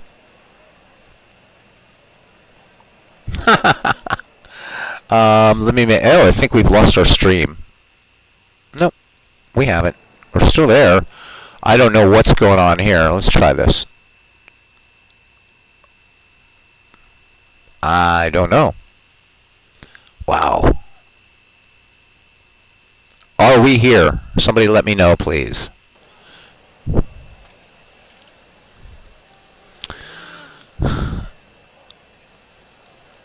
Bernard says, hopefully, I know there's going to be sorry for the brief cutout, guys. Thank you. Thank you, thank you, thank you. So Bernard says 1950s extended their winning streak to 17, defeating the Yankees in 11. Way to go, Red Sox, on a Vern Stevens sac fly scoring Don DiMaggio. Excellent. Excellent, excellent. MV, I'm actually wasting time here just so that you can force you to stream. These people say, please stream, please stream, please stream. All right? Let's do this from the batter's box camera. This is one that, yeah, why not? And we'll just let the game, then the action camera will go to overview. So, there we go. We'll just let this play out while we're talking. And damn it, that does look nice. It really, really does. Not fair to compare it to the show. You've had too much milk. You're bloated. Legend says, this week, Braves-Mets game, game 163 for the final playoff spot. Oh, man. Yeah, Big Who says MV streams more often than the infamous IP Freely. And the Angels-Rangers in game 162. Angels win and they claim the second wild card. Go Angels. Too much milk. Good God.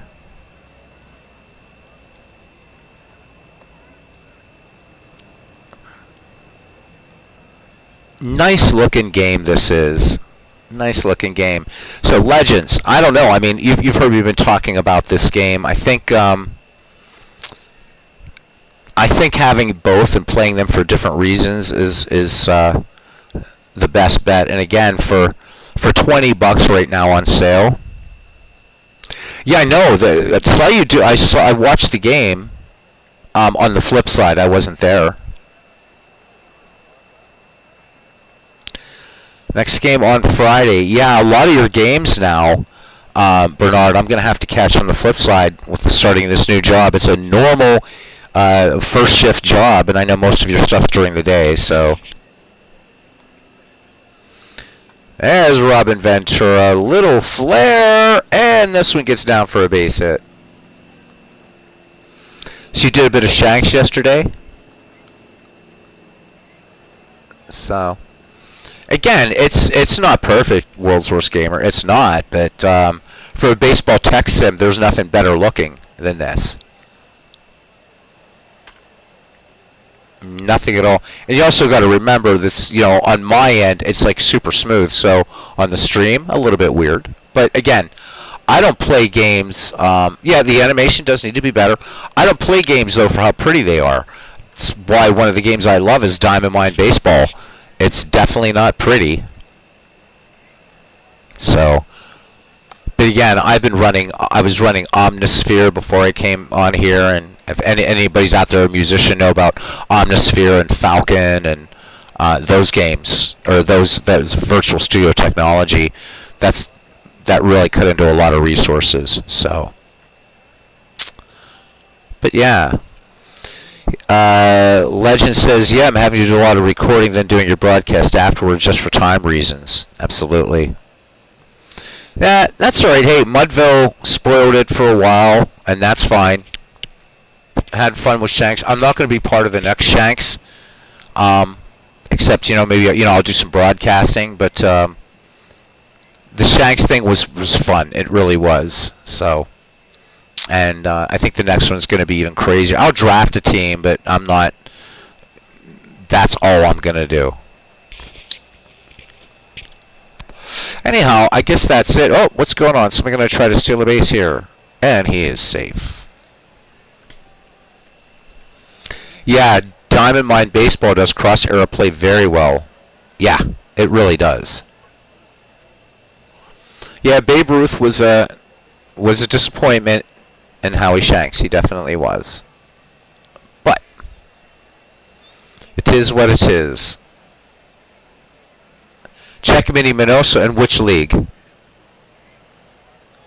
Oh, you mean in Shanks? Or Minnie Minoso in this thing? 'Cause I don't have Minnie Minoso on my team, so you must mean here, right?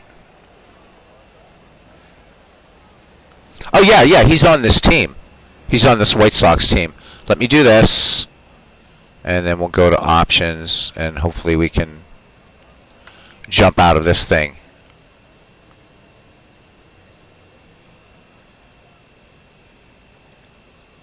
Alright, so you want me to bring up Minnie Minoso, you do. Alright. Alright, what do you want me to look at here? So his, I don't know, am I looking at his ratings? What am I looking at? Oh yeah, and by the way, guys, just like in Action PC, in Out of the Park Baseball, you can manage each player. You can set up AI tendencies, how you're going to manage each player too. Same as Action PC Baseball. A lot of similarities between these two. Batting stats, for his real life stats, or what?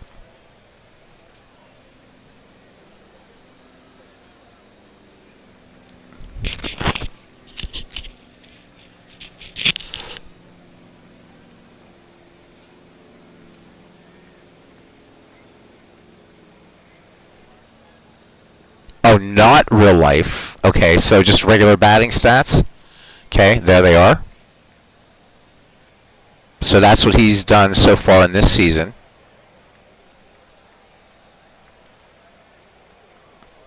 And let me just look at this. And there you get his spray chart, which is really nice too. This is kind of a cool little feature.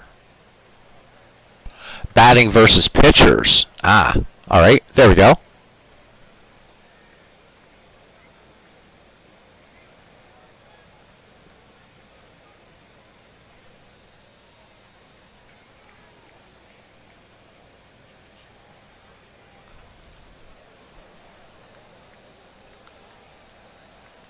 Oh yeah. Good stuff. Good stuff. This keeps track of streaks for each player, which is really, or streaks for players. This is all just for Minnie Minoso. So, scoring streak, hitting streak, all this kind of cool stuff. Yeah, it's deep. It's really, really, really deep. Of course, game logs, and you can look at game logs too in Action PC Baseball. So I guess what I don't understand, for instance, in this game, is why Action PC isn't polarizing, but this one is, and yet they're just as deep as each other.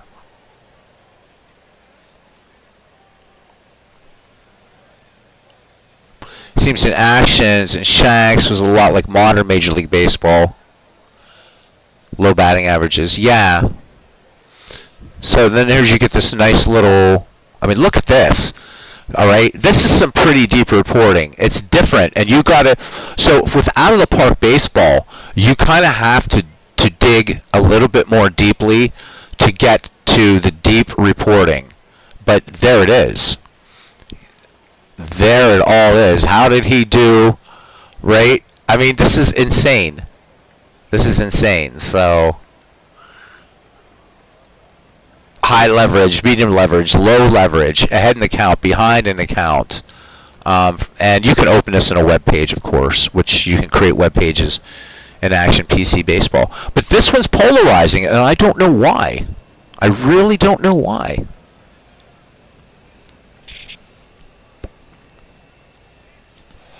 I think more people play Action PC in this community than play this one. And it's really, really comes down to a couple differences between the two. What puts Um, Action PC in first place for me is ease of use. Yeah, the count tracking is amazing. I mean, it's just a... To be fair, so few teams and some great players in their seasons makes this happen. Need more teams or more teams per participant. Oh, if you're talking about Shanks, yeah. Shanks was a great idea. Really is. And happy that at least my team did better this time around. But Babe Ruth kind of let me down. But it's all right. Pop Lloyd. Haha. Pop Lloyd, buddy. That's the secret weapon. I know we're not having any keepers going to the next one, so... Yeah, you know what, Mick? More people are having trouble. Let's go ahead and get some action on the screen here. More people had fun with the draft than actually playing the league. I know there was some talk about doing the draft and then kind of auto-playing the season. Yeah, MV says love the draft more than playing. Maybe that's what we'll do. With McGreevy 2.0, we're not doing that, though. But McGreevy's a different kind of league. Because that's meant to highlight two eras in baseball. But some surprises, though, certainly.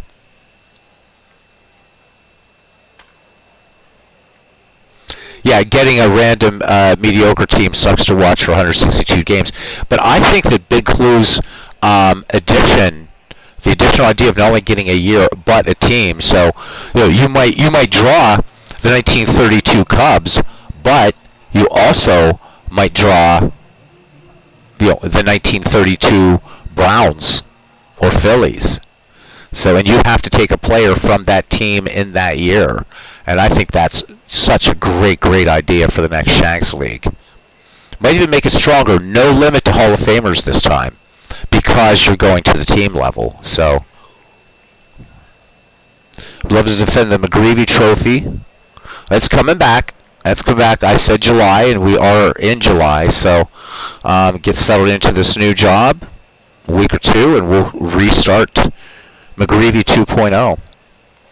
Alright, so we're going to do options, and we're going to just quick play this entire game. It's tied up, Red Sox, White Sox, 1-1 in the fourth, and let's finish the game. And it's over. And I like the little graph that goes on here, and again, how I can go to anybody, look at anybody, just boom, boom, boom, boom, boom, click, click, click, click, click. So, just to let you guys know. So, Boston Red Sox starter Smokey Joe Williams was with him all game. He led his team to win over the White Sox 4-1. Wood went 7 2/3 to notch the win. Scattered 6 hits, walked 1, and struck out 2. So he goes to 2-1. Jonathan Papelbon, summoned from the bullpen, notched his third save. Boston relied on the bat of Rico Petrocelli to get the win. The shortstop ripped a solo home run in the bottom of the fifth to put the Red Sox ahead 2-1. For the game, Petrocelli had 1 double and 1 home run and 4 at-bats. So I love that feature in this game. I really do. And then, of course, I had the out-of-town scoreboard on, which Action PC has a 10-minute ticker, so you can play out games in Action PC as they're going on. So while you're playing a game, the other ones will be playing out. Hey, my Bucks got spanked, killed by those Reds, 14-1. Bastards. Anyhow, let's leave the game. And there's Minnie Minoso. So I guess that's it. And I should get back to being a pirate, a Pittsburgh Pirate.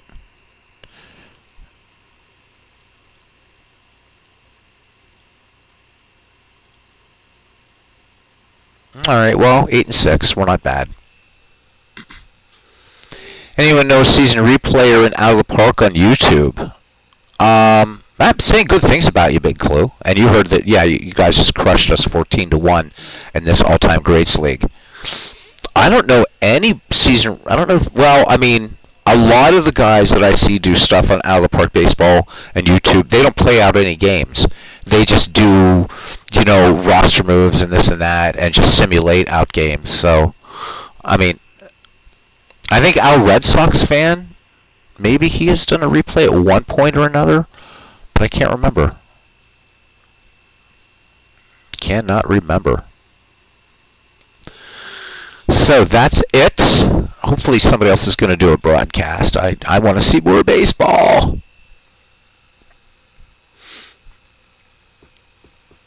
Oh, Mick, I still got to figure out how to get some Diamond Mine goodness to you, as it were. I got to figure that out.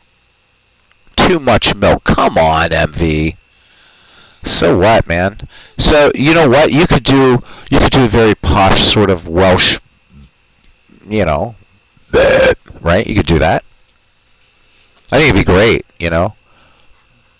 I mean, and if you're talking about a pitcher, no, right? If you're talking about a pitcher throwing gas, MV, you can bring in that extra feel of immersion, right?